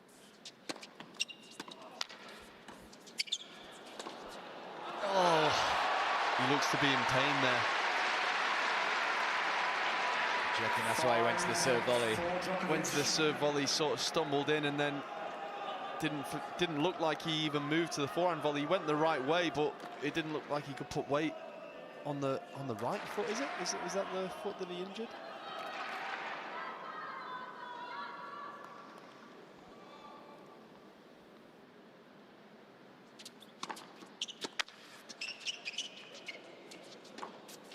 Oh, he's missed it. Oh, didn't see that coming. Nor did he. This is such a difficult moment for Novak as well. There's so much going on in your head. You're about to retire one of the greatest players of all time. You can see that he's injured down the other side of the court. He's playing some huge forehands. You still got to focus on serving the match out. Like that. He was just messing with that right arm again. I mentioned that earlier in this match, that he seemed in a little bit of bother against Jannik Sinner with that. Really seen it throughout this match.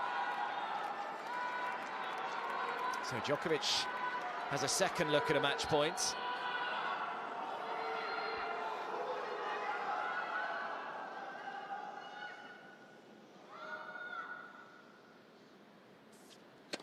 Let's for service.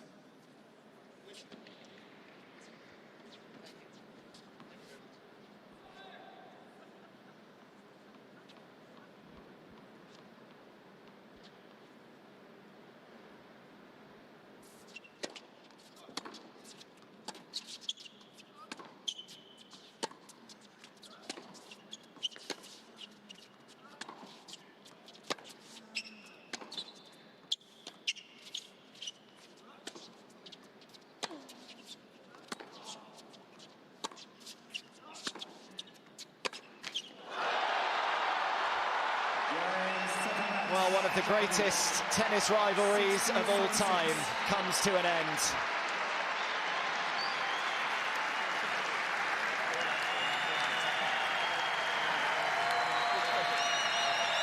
Probably the last time we will see Rafael Nadal on a singles court, and a special moment that it ends against Novak Djokovic. Not quite the full farewell celebration just yet. That will be at the Davis Cup in a few weeks' time. But until then, the tennis world prepares to say goodbye to one of the greatest players this sport has ever seen.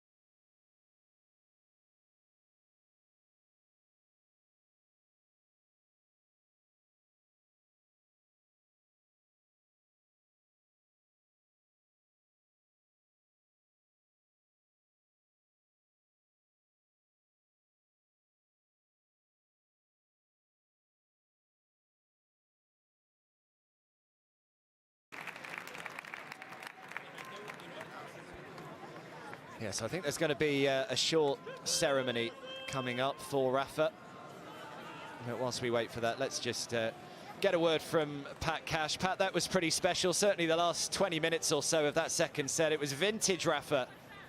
Yeah, it was great, wasn't it, to see Rafa unload on a few of these backhands and, of course, the forehands. That was, I think you're right. I think that was probably the shot of the tournament, that running forehand of Rafa's. We'll miss that. It was a really competitive match. I think I think Novak was sort of trying to keep it under control without being, too aggressive. But then Rafa came up with these explosive shots. So he thought, okay, I better knock him out in the tiebreaker, which he did. But yeah, it's just fantastic to see Rafa, hitting the ball well, and he was getting better and better as we expected. He's short on match play, so we expected him to get better, and he's probably got one eye on the Davis Cup now, and with this sort of form and getting better, who's to say that he may sneak into a match at some stage. But yeah, what a great rivalry. Hopefully we'll see them play again, but at this sort of standard, I don't think we will see them until Novak retires and plays again. So what a moment to cherish. Yeah, here. Yeah, nice to hear Pat's ladies and thoughts. gentlemen, firstly, would you welcome the player finishing fourth here at the inaugural Six Kings Slam, Rafael Nadal.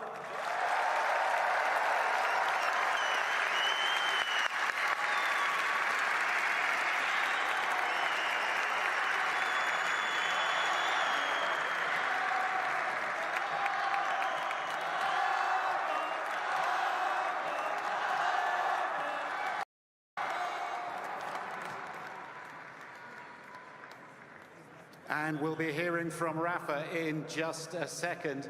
But now, your appreciation for the 24-time Grand Slam winning Novak Djokovic.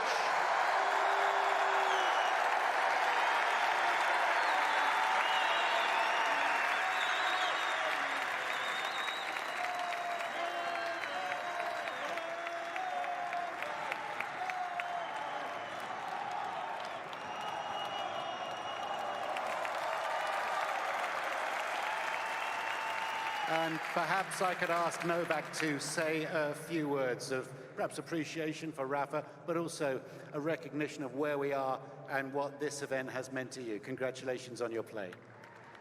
Thank you. Assalamu alaikum, everybody.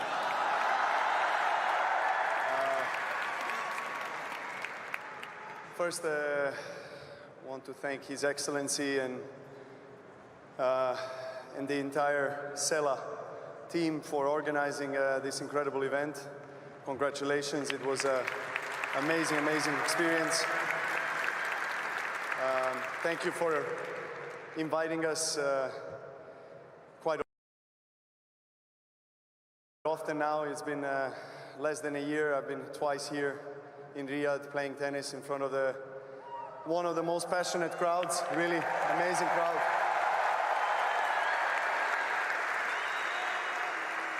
Thank you all so much for coming every single match in big numbers and really showing your appreciation, respect, and support for this sport, for all the players. Thank you so much. You've been amazing.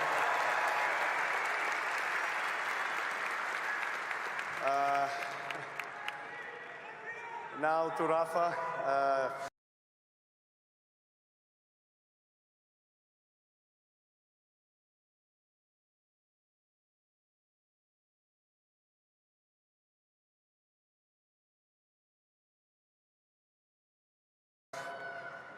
I don't know where to start.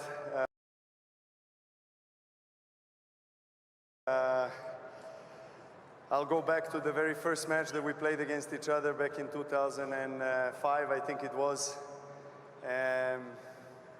You know, who would know that we are standing here almost 20 years later with more than 60 times that we face each other on the biggest stage in this sport. I have the utmost respect for you. Incredible athlete, incredible person.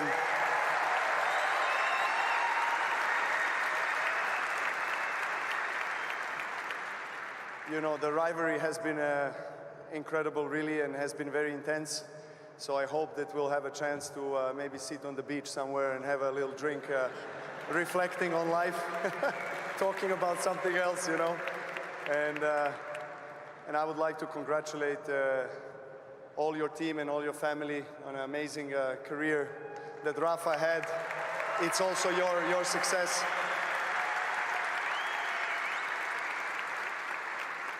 I know how much sacrifice family has to put into the career and the life of a professional tennis player. I can only imagine the highs and lows that you were going through with him. So you deserve this success as much as he does. So congratulations on an amazing, amazing career.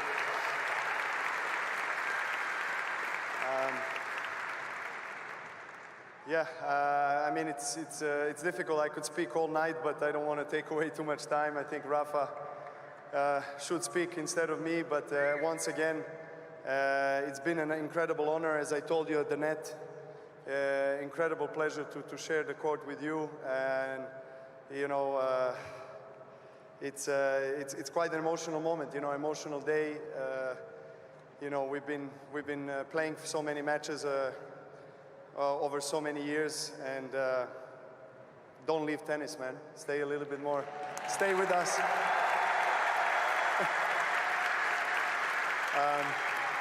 Yeah, I will finish with one big thank you from not just me, but all of the tennis world for what you have done. You left incredible legacy and mark, and we really appreciate it.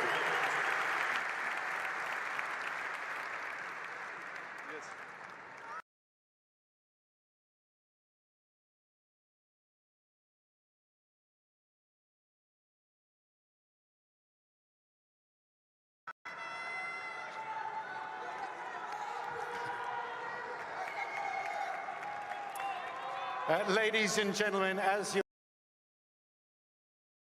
you'll be aware, Mr. Nadal has called time.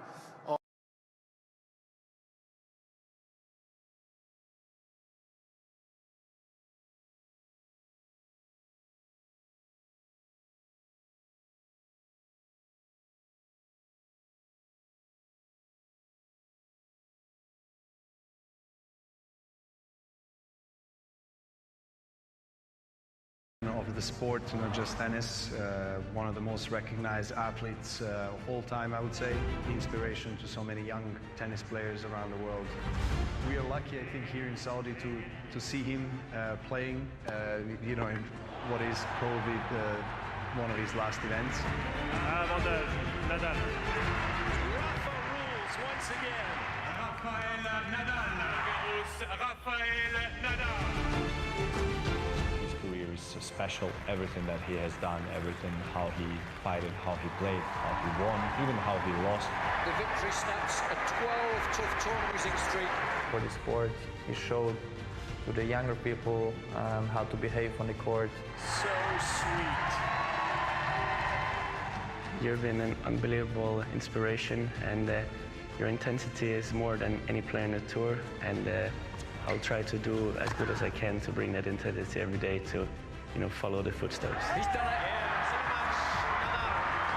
Rafa, I just want to say thank you for everything you have done for the sport. I really wanted to say thank you for the impact you have done to me, to my career, to my life. You inspired me a lot. I want to thank you and wish you all the best in the new chapter.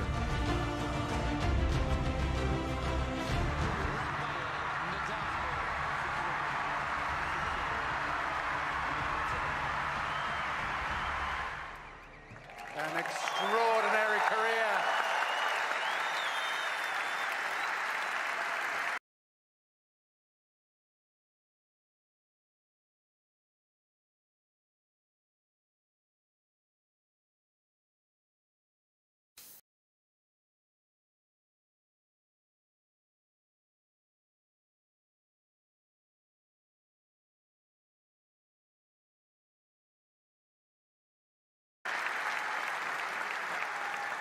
And we make the point again, it's not over yet. There's another month to go and lots more to look forward to. In a moment, I'll have a word with Rafa, but first, His Excellency, Mr. Al Sheikh, that chair was of the General Entertainment Authority here, such an important figure for all of us as we enjoy the sport and cultural moments of Riyadh and wider Saudi Arabia, would like to make a presentation to Mr. Nadal.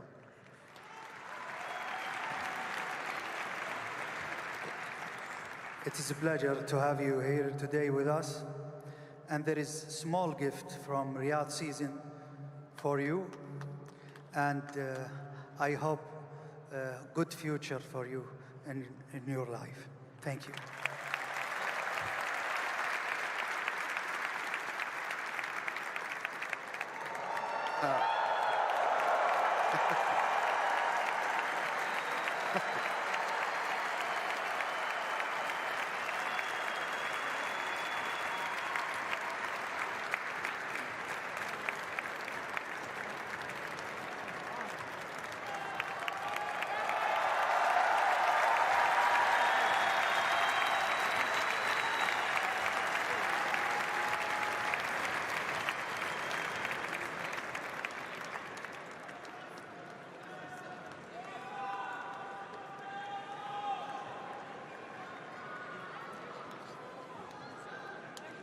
Your Excellency, thank you very much indeed for that, a most generous gift.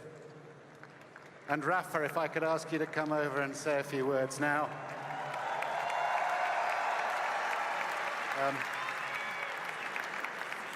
I would... Don't lose it. I am sure not. I'm sure not as well. A few words as you approach this stage in your career. It is not retirement, and we should state that, because you still have the small matter of the Davis Cup final still to go, but you've made the decision that you won't be playing tennis into next year as a professional. What will you miss the most? Well, organizing this great event, bringing fantastic players, and yeah, as Novak said, one of the most passionate crowds that we ever played. So thank you very much for everything.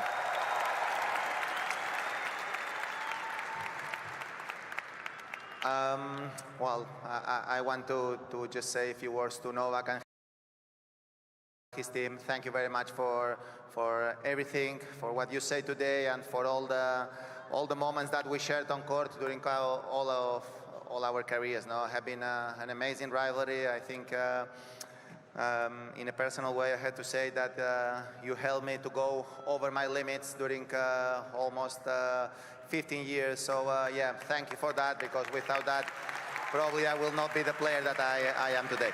Thank you.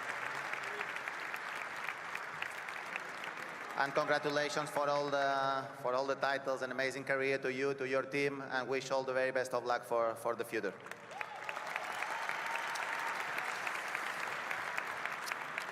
And answering your question, what I'm gonna miss the most is probably almost everything. No, have been a dream come true.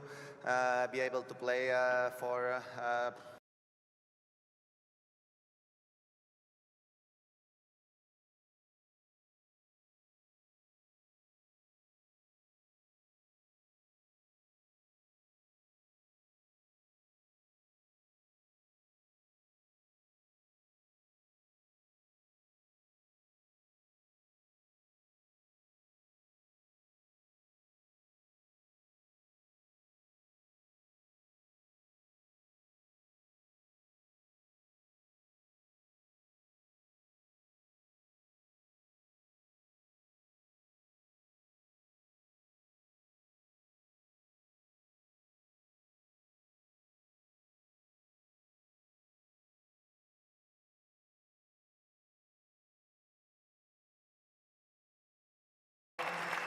Rafa, more time at the academy, more time with business interests around the world. It's a very, very exciting time, what comes next for you.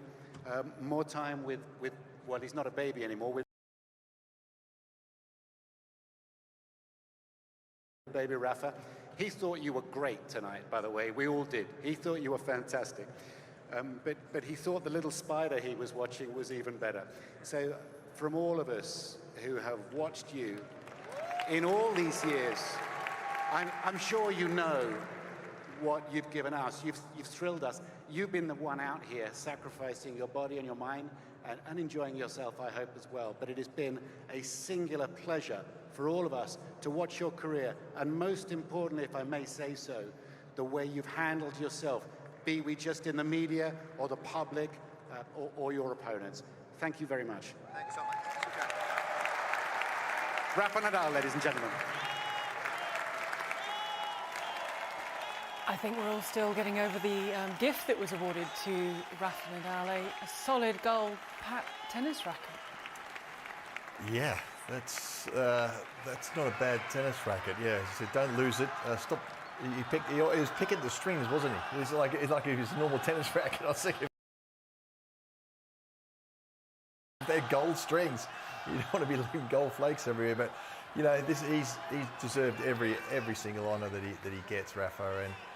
And you know, from when he was a young guy all the way through, and he talked, and it was really nice from what Novak said, and he said he's had a special career. And what I was just reflecting on was, you can be special, very, very special, like Rafa is. He clearly has some talent, but you have to nurture it. So the team, the Uncle Tony, the people around him, that's not only nurtured it, but kept his feet on the ground. You know, it's so easy to blow. We see it all the time. They're super talented people, and they just lose it, and don't make the most out of their careers. And I think these players, and that's why they're still playing Novak, is I want to get the most out of my career, my life, my opportunity of playing on the court. And you can't say that Rafa didn't do that. You know, at the end of your career, I always felt that it was, I don't want to say, if only I'd done that. Of course, there's going to be regrets. Maybe, you know, things I should have done or better or whatever. But I want to know that I've given it 110%. And all these comebacks and everything else he's done, he's given 110%, 120%. Is that a thing? I don't know. But you know what I mean. I think in his case, it feels like the biggest battle he faced throughout his career was his body. It kept breaking down. He kept building it back up again. Yeah, and like Pat said, he gave 100% on the court and he gave 100% off the court. He spent, well, the last few years of his career battling that. He, you know, burned the nerve off in his foot so that he could play and win French Open whilst doing that. I'm not sure a player's ever done that. I remember I had a foot injury once, and I went to the hospital, and they suggested injecting a painkiller into the nerve, and I was just like, I don't want it that much. Like, that sounds horrible, a needle between the toe, whereas he just literally burnt something off in his foot. So, I mean, fair play to him. That's why he is one of the greatest of all time, and you know he's a true warrior. And warrior, yeah, that's a great term. Yeah, I think if he'd have existed in another era, he probably would have been a warrior. So yeah, absolutely. And look, we've got more about this coming up after the break, and don't forget we've still got Carlos Alcaraz against Yannick Sinner. But just to keep you across what else is taking place here on Sky Sports, and I think it's probably just about coming to an end. The sprint, it was from 7 till 7:30, so you might just catch the very last of it. Then there'll be qualifying later tonight, and then the US Grand Prix itself is tomorrow. So you've got all the timings for you, and you know exactly where to be. So yes, we still have the main event, the final to come, but we'll also be looking back a little bit more on Rafa Nadal, who quite possibly has played his last ever singles match.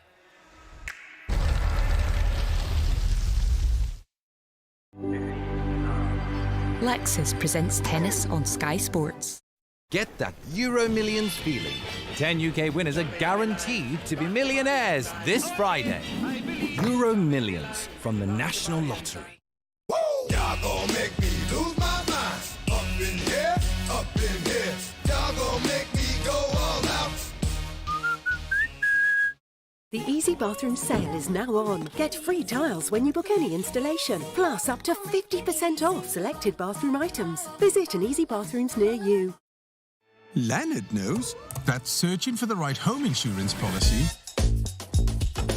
or finding the right car insurance is a whole lot more satisfying when it comes with a £250 excess refund reward.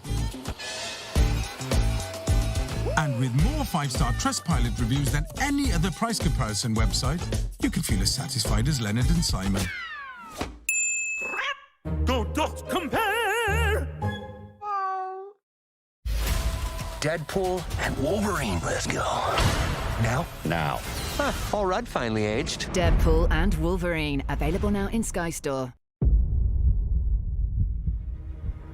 Why does it matter? They're just pictures.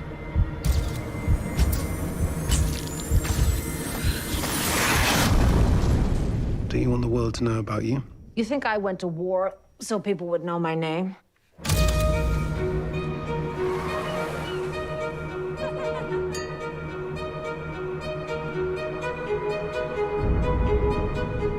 I'm heading to the front. Ready to go? We don't send women to combat. Well, that's a problem, because I'm here.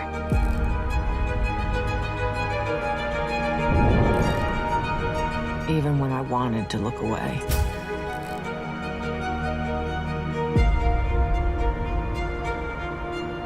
I knew I couldn't.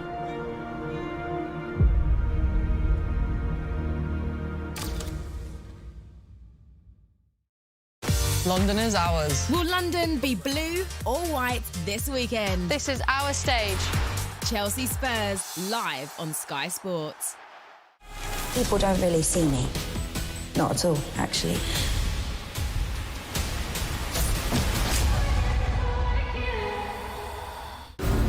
In Texas, the chase is on. The Pirelli United States Grand Prix, live on Sky Sports. He's an exceptional assassin. I know I can find him.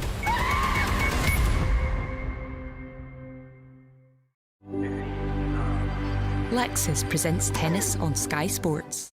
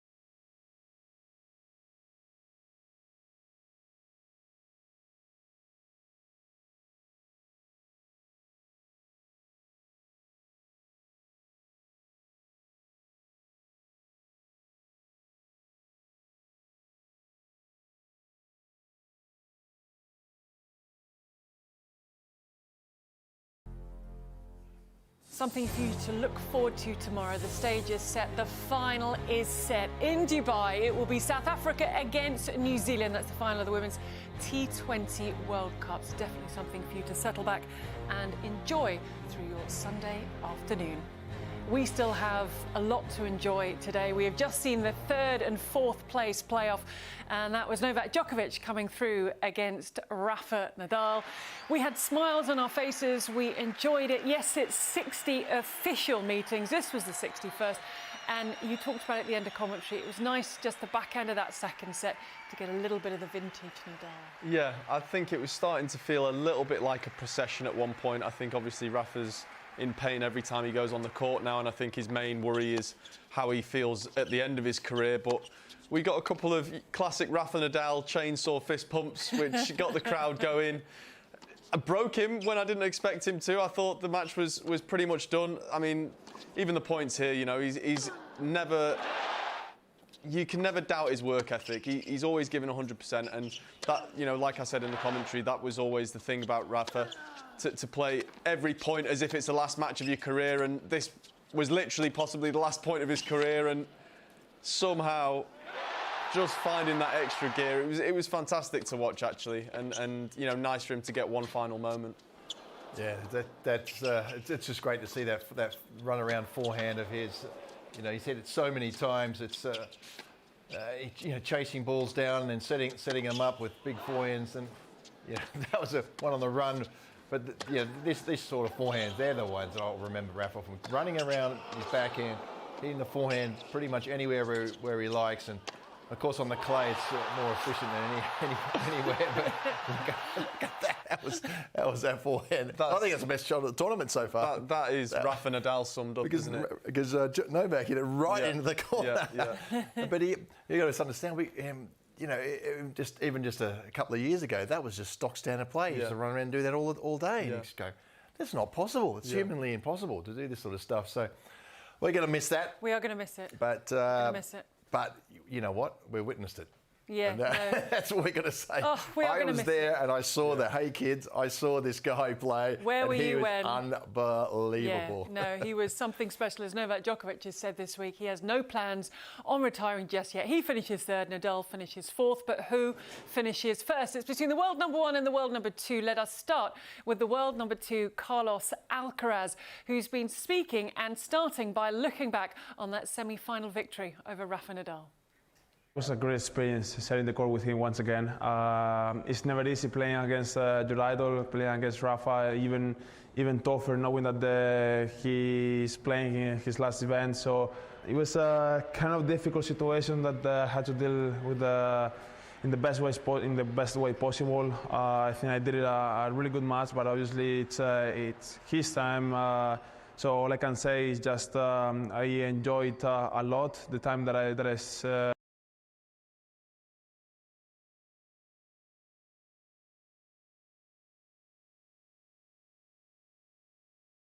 set the court with him, and you know, hopefully he's gonna get better and feeling better for the Davis Cup. Saturday night, you're up against Jannik Sinner. What can we expect from that matchup? I'm gonna say it's gonna be a really difficult match, that for sure. But I'm gonna try to enjoy as much as I can this match for the people. I think there is a match that everybody wants to watch, and I'm pretty sure they are gonna enjoy. So. Every time that we face each other, we put a really good show on the court, really big points, big match. So I'm expecting the same way, the same matches that I've played against him, you know, this year or in the past year. So let's see how it's gonna be on Saturday, but I'm super excited about it. It was very tough. You know, I felt like we arrived quite late here. Now we played in Shanghai, so.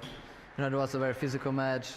We both were a bit tired, so you know, we made a couple of mistakes sometimes. But you know, I'm very happy, obviously, and yeah, happy to be in the final here, and hopefully it's going to be a good one Saturday. You play Alcaraz. What can we expect from that match? Yeah, it's going to be a tough one. I mean, he won all encounters this year against me, so you know, it's going to be interesting to see how we play here. But yeah, he's definitely one of the best players, one of my biggest rival I have right now at the moment. So yeah, but you know, we're looking forward to it, and hopefully it's going to be a good match. And again, we've said this before, yes, it's an exhibition, but for these guys, it's something different. They want to get the upper hand. There's still a Masters to play. There's still the Tour Finals to play, and the small matter of £4.5 million for the winner. Yeah, exactly. I think at this level now, I mean, we saw some of the career purses these guys are earning. I'm not sure the prize money will be on their mind that much It's not right life-changing. Maybe not for them. Exactly. For us, 100%. Yeah. But I honestly think that they would prefer to win the match than to take the prize money, because to get one up on your biggest rival at the moment, and someone who's probably going to be your biggest rival for the next 10, 15 years, it does help a lot mentally. Even if it's an exhibition, it's still... It's still a match. It's still a match. They're big rivals, these guys. Right, for a final time, settle back and enjoy the light show, the introduction of our finalists out onto court.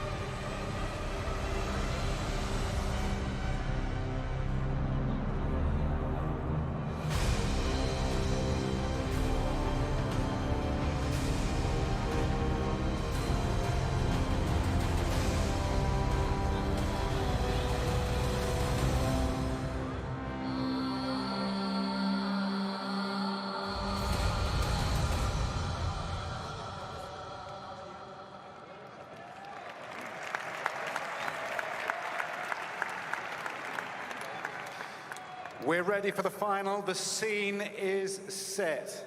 Introducing the world's #1 player, a 23-year-old from Italy. This year alone, he's won 65 matches. He's only lost 5 times. And along the way, he's won his first 2 Grand Slam championships in Australia and in the United States. Please welcome to Riyadh, Jannik Sinner.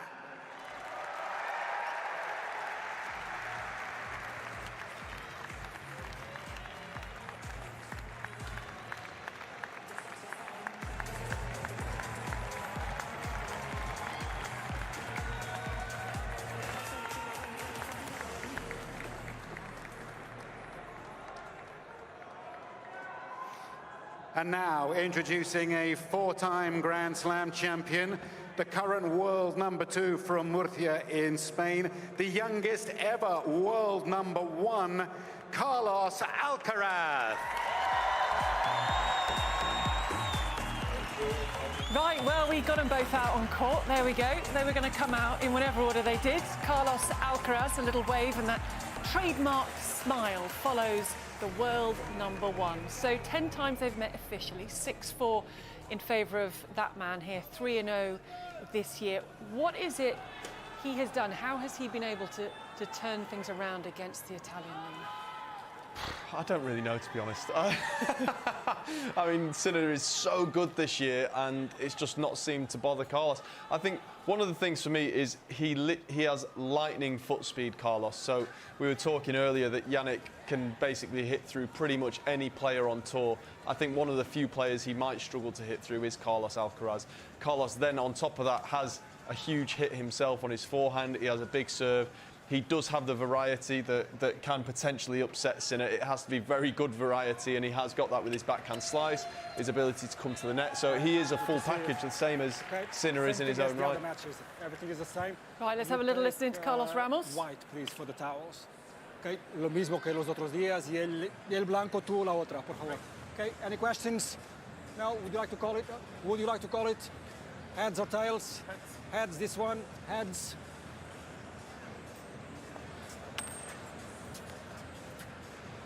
And heads, your call. You receive? Thank you. Okay, and photo here, please. You'd worry if they both said no, but wonderfully, Alcaraz said he would call it. He wins the toss, he's elected to receive. A big smile on his face again. So, Pat, for you, the keys to this, because the first one could feel more exhibitional with who they are and where they're at, but this one, I can't see either of them wanting, unless there is a little bit of a physical problem, Yannick said, I can't see either of them wanting to pull back. Look, he looked like he might have jarred his leg or something early in the match, his previous match, but he's had a day off. He would have recovered fine, and this is going to be, I think it's going to be much like the previous matches this year, and the fact that there's been nothing in it. So it's probably going to go down to the wire. It's going to be a very exciting match. The two biggest hitters in the game, number one, two players in the world. They've shared the Grand Slams. I mean, it's a perfect final. I mean, it's a toss of a coin, and sometimes those tosses go. And so far this year they've gone with Alcaraz, but it can very quickly change. And I think that's one of the things that, as a player, you're fully aware of, that you want to keep your foot, on the throat of your opponent, and as much as you possibly can. I've got the advantage. I want to keep the advantage, and especially in a final like this with plenty of money. He wants to, that's at a bonus. But I think Liam's kind of right. It's like this is actually a big match in their careers with three big events coming up now post this before the end of the year. So, if you give a guy an inch, he'll take a mile. So if you're beating him 3-love, let's beat him 4-love, four times in a row and 5 times in a row, and really get into his brain. If you can get 5 or 6 wins in a row, you are really into the guy's head going into, say, the Australian Open or somewhere like that. Difficult to find weaknesses or holes in either game, which is a crazy thing to say considering they're so young. I guess, Liam, one criticism that has been levelled at Carlos Alcaraz, you talked about his variety, and sometimes there's almost too many weapons, and it's how and when he uses them. Yeah, we saw that a couple of days ago. I think sometimes it's kind of reminds me a little bit of a school kid in a playground. They're sort of figuring out, they're playing a game and they're trying to figure out how to win and kind of show off to their friends a little bit and show off to the people watching. And it looks like that's what Carlos is doing, but it's whilst he's also winning 2 slams a year at the same time. So I think we're still to see the best Carlos Alcaraz. I think sometimes he probably goes for tougher shots than maybe he should do, but at the same time he's capable of making them, so maybe that's why he's always trying to learn and trying to improve what he's doing, and that's his way of doing it. And Pat, you're good friends with Darren Cahill, one of the coaches of Yannick Sinner. What does he say about Sinner, as in what he's like to work with and the development of the player? Oh, he's a fantastic kid. I mean, I've seen him for many years. I saw him when he's first qualifying at Wimbledon. I was coaching Alexi Popper, an Australian player who did well this year, and that was his first Wimbledon. And we walked on this court. I said, who are you hitting with? He said, Sinner, an Italian kid. I'm like, okay. And I looked at the court and I was like, which one's he? I thought he was the ball boy. I thought he was some kid had just come. I said, him? He said, yeah, he hits the ball really well. You watch. I couldn't believe. I saw his coach, Riccardo Piatti, and I was having a chat. Oh, you're coaching? He said, yeah. He said, he's really good. He's really good. I'm like, okay, let me watch. And bam!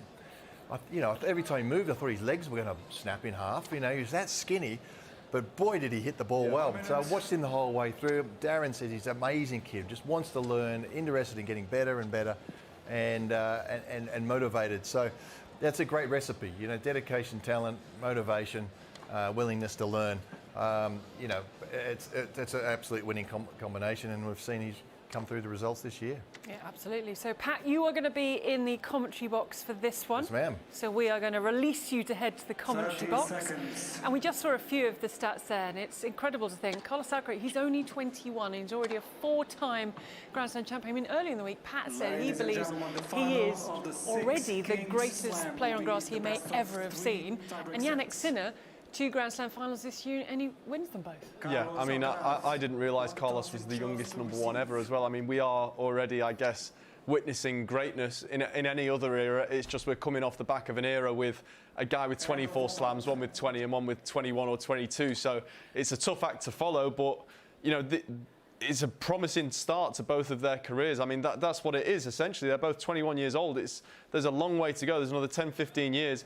And, you know, if they want to be classified as one of the all-time greats now, they're probably going to have to win 2 slams a year for the next 10 years at this point.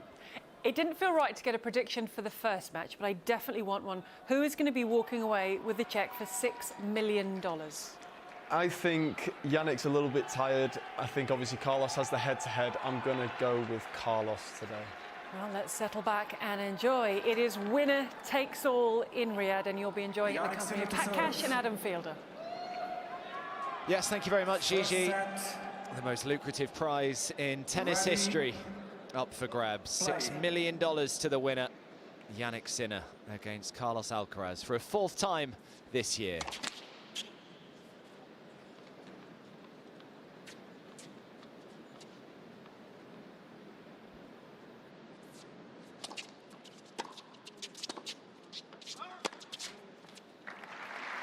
So I'm just going to keep an eye on that left leg of Jannik Sinner's. Certainly, first set especially against Novak Djokovic a few days ago, he looked like he was really struggling with his movement. Actually, bizarrely, got a little better as the match went on. Don't know whether it just loosened off maybe a little bit. 30 love. Didn't really affect his service speeds.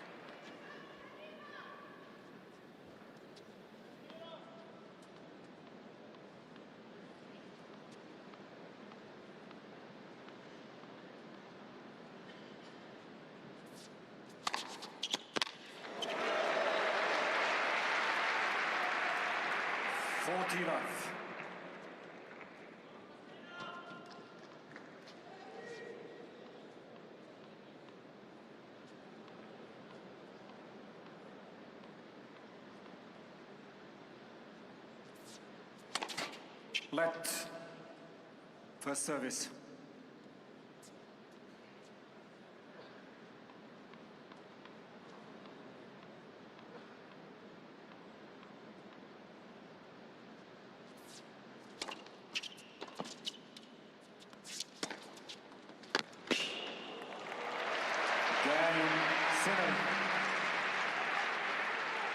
So pretty emphatic start from Jannik Sinner, hold to love.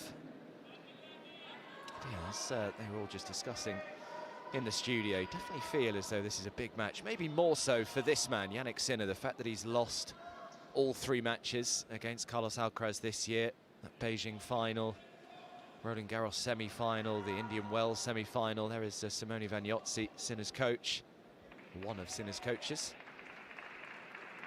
There's Pat, who has joined me in the commentary box, was just saying, when you start losing 4, 5, 6 in a row, it then does get in your head. Carlos Alcaraz to serve.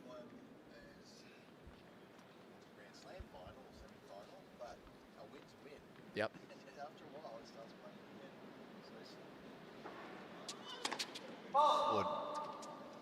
I mean, they're so even, though. Those matches have been so tight anyway. Yeah. But if you keep losing these tight matches, you start doubting yourself. Can't I beat this guy when it's under pressure?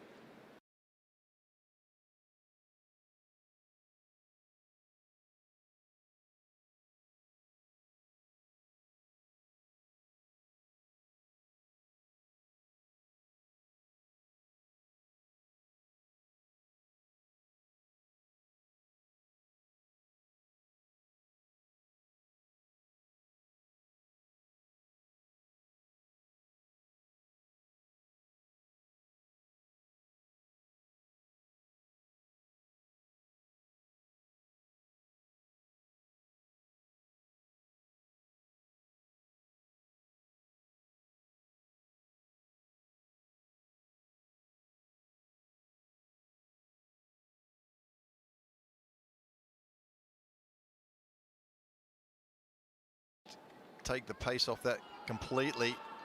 We've talked about the strings that they got, and that racket particularly. It's very hard to volley with those strings and that racket, and it's coming from someone like me who I think I can volley with just about anything, but it's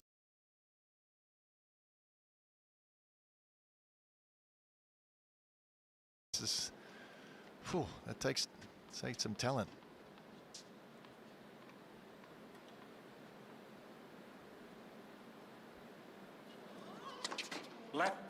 What is it in particular, Pat, about the strings these days that makes volleying so difficult? Well, because they're very stiff, what you do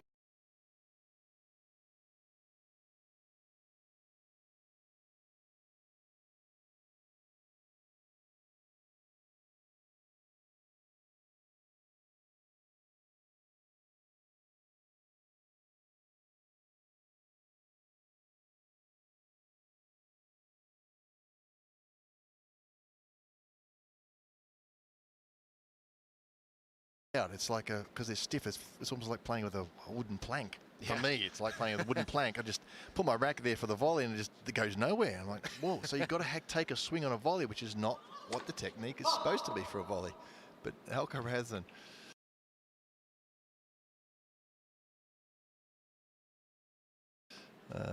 Nadal as well, and somehow they got the right balance.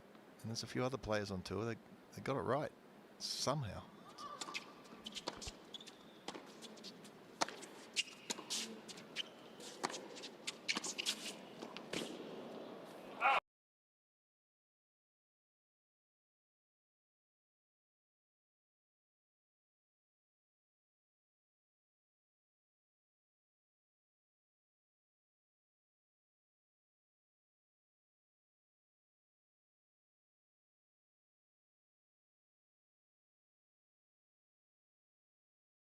Volleys.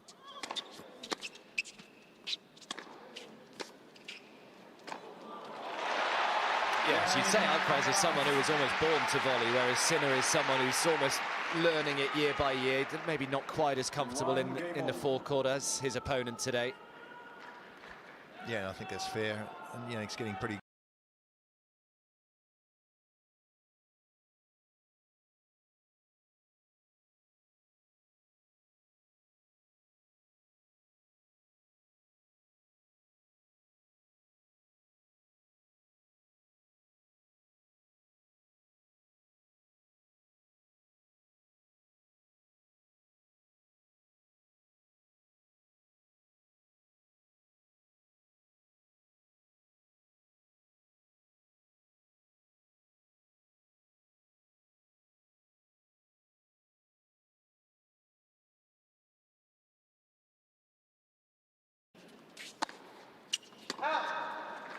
Yeah, it's amazing when you watch some of the doubles guys warm up.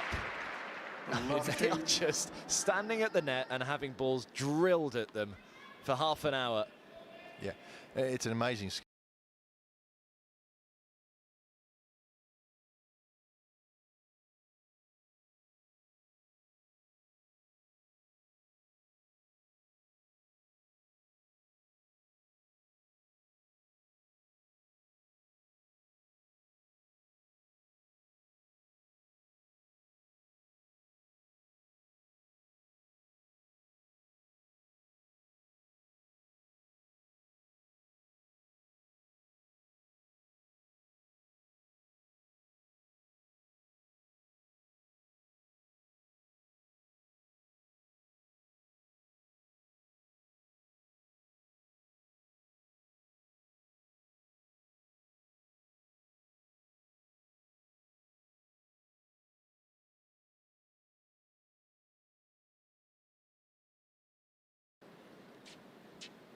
It is for every professional player, the first serve.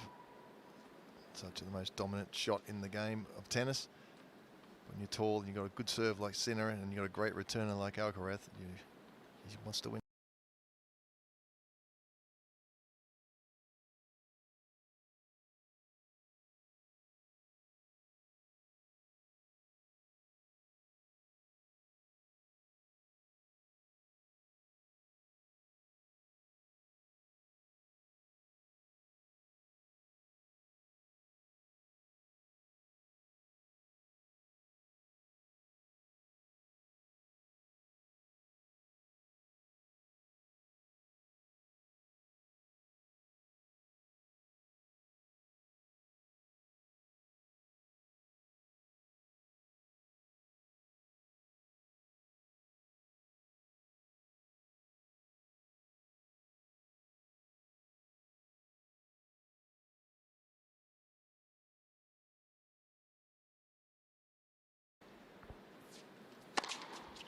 Oh, and another 4 in a row. 213 Ks. And Sinner holds from love 30, so first moment of adversity.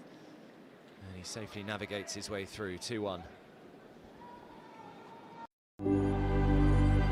Lexus presents tennis on Sky Sports. I gotta be me. Not in here, Jordan. Sauce up your sandwich with limited edition Walkers and Heinz flavours. When you order restaurant food with Delivery Plus Gold, you get 10% credit back, which collects in your app so you can spend more on what you love. Genius. Sign up and start living that Plus life. Delivery Plus Gold. Now, just got even better. Right, artists, turn your easels. Wow. Wow. Oh. I could cry. Do, it's really good for telly. Have a ghost bust. Busted makes me feel good. No. Ghostbusters Frozen Empire, available Friday on Sky Cinema. Lexus presents tennis on Sky Sports.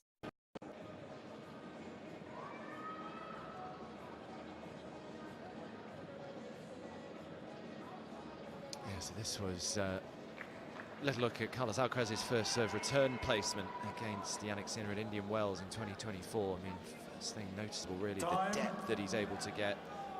And in Beijing, maybe targeting the backhand a little more. I mean, it's this is the return.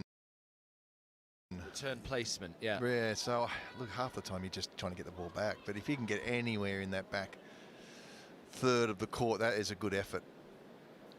Because the serves are so big. Second serve is where you can make a more aggressive approach to the game. Sometimes that's the only chance. Here is a good chance for Sinner. And it worked. Love 15. And first serve returning the first serve is a lot just reactional. Somehow Novak Djokovic is able to get his rackets on just about anything and get it back to a depth, and it just practically every match he's just shaking head going, how does he do that? It's like a magnet. The ball to the baseline. Another second serve for Sinner to attack.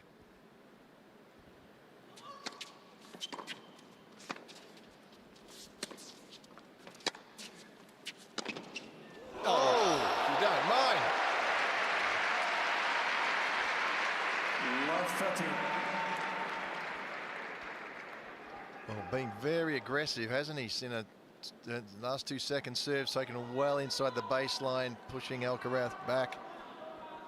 And that took something pretty spectacular, because that was a very good forehand cross court from Alcaraz. You figured it was high enough, you can hit it with some pace and get some height over the net.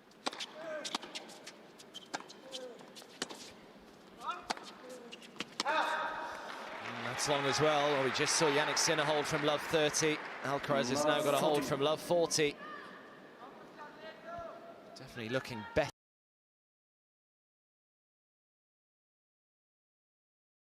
in the early stages here, Yannick Sinner, than he was a couple of days ago against Novak Djokovic. I mean, we were seeing him almost let balls go at times.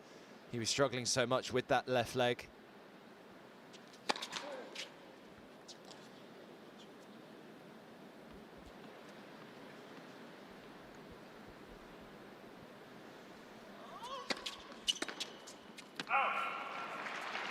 Super aggressive positioning on that second serve.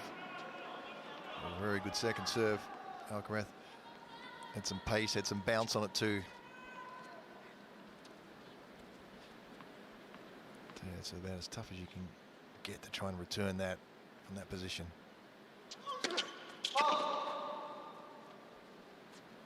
Roger Federer could do it. Yeah. Pretty. He was something special.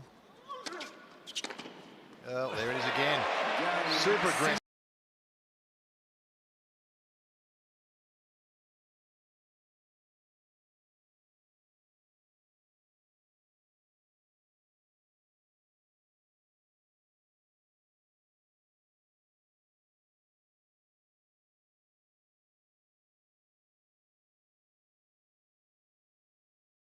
the big wingspan, these players who are tall, it's really hard to get away from them. It almost hit the service line or the sideline to get away. It'll be really, really good depth in these tall guys.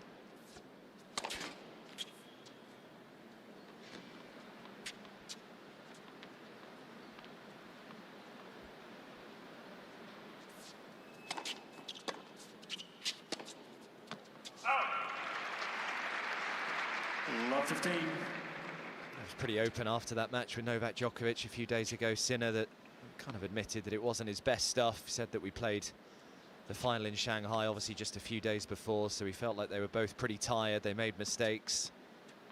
And even coming into this final, he said, I may not be at my best or as fresh as possible. He's looking all right early on.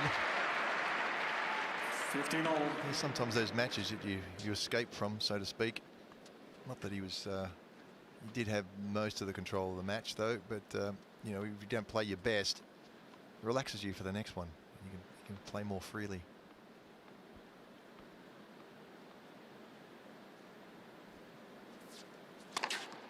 (13, 15).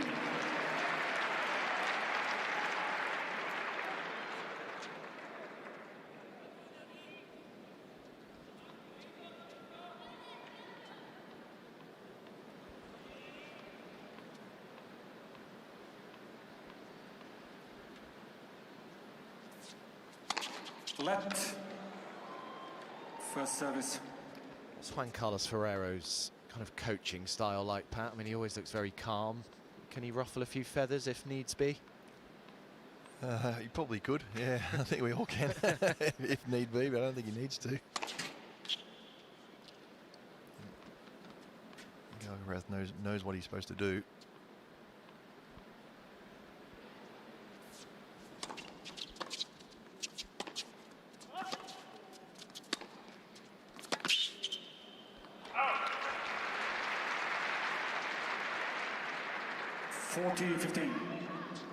Great depth there. Heavy topspin forehand right onto the baseline. Really tough to control that one.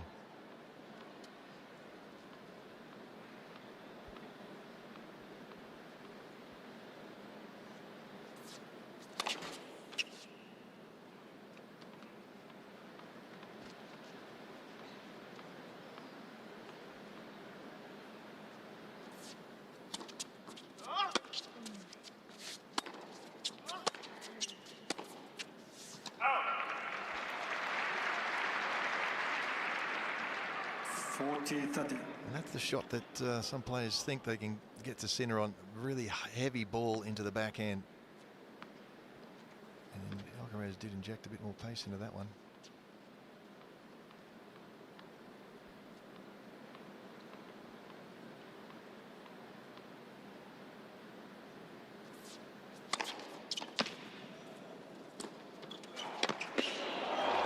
If anyone was going to make it, Prize would have, but good hold again from Jannik Sinner. Another big first serve made. 4-1. And he's made the perfect start to this final, 4-1. Lexus presents tennis on Sky Sports.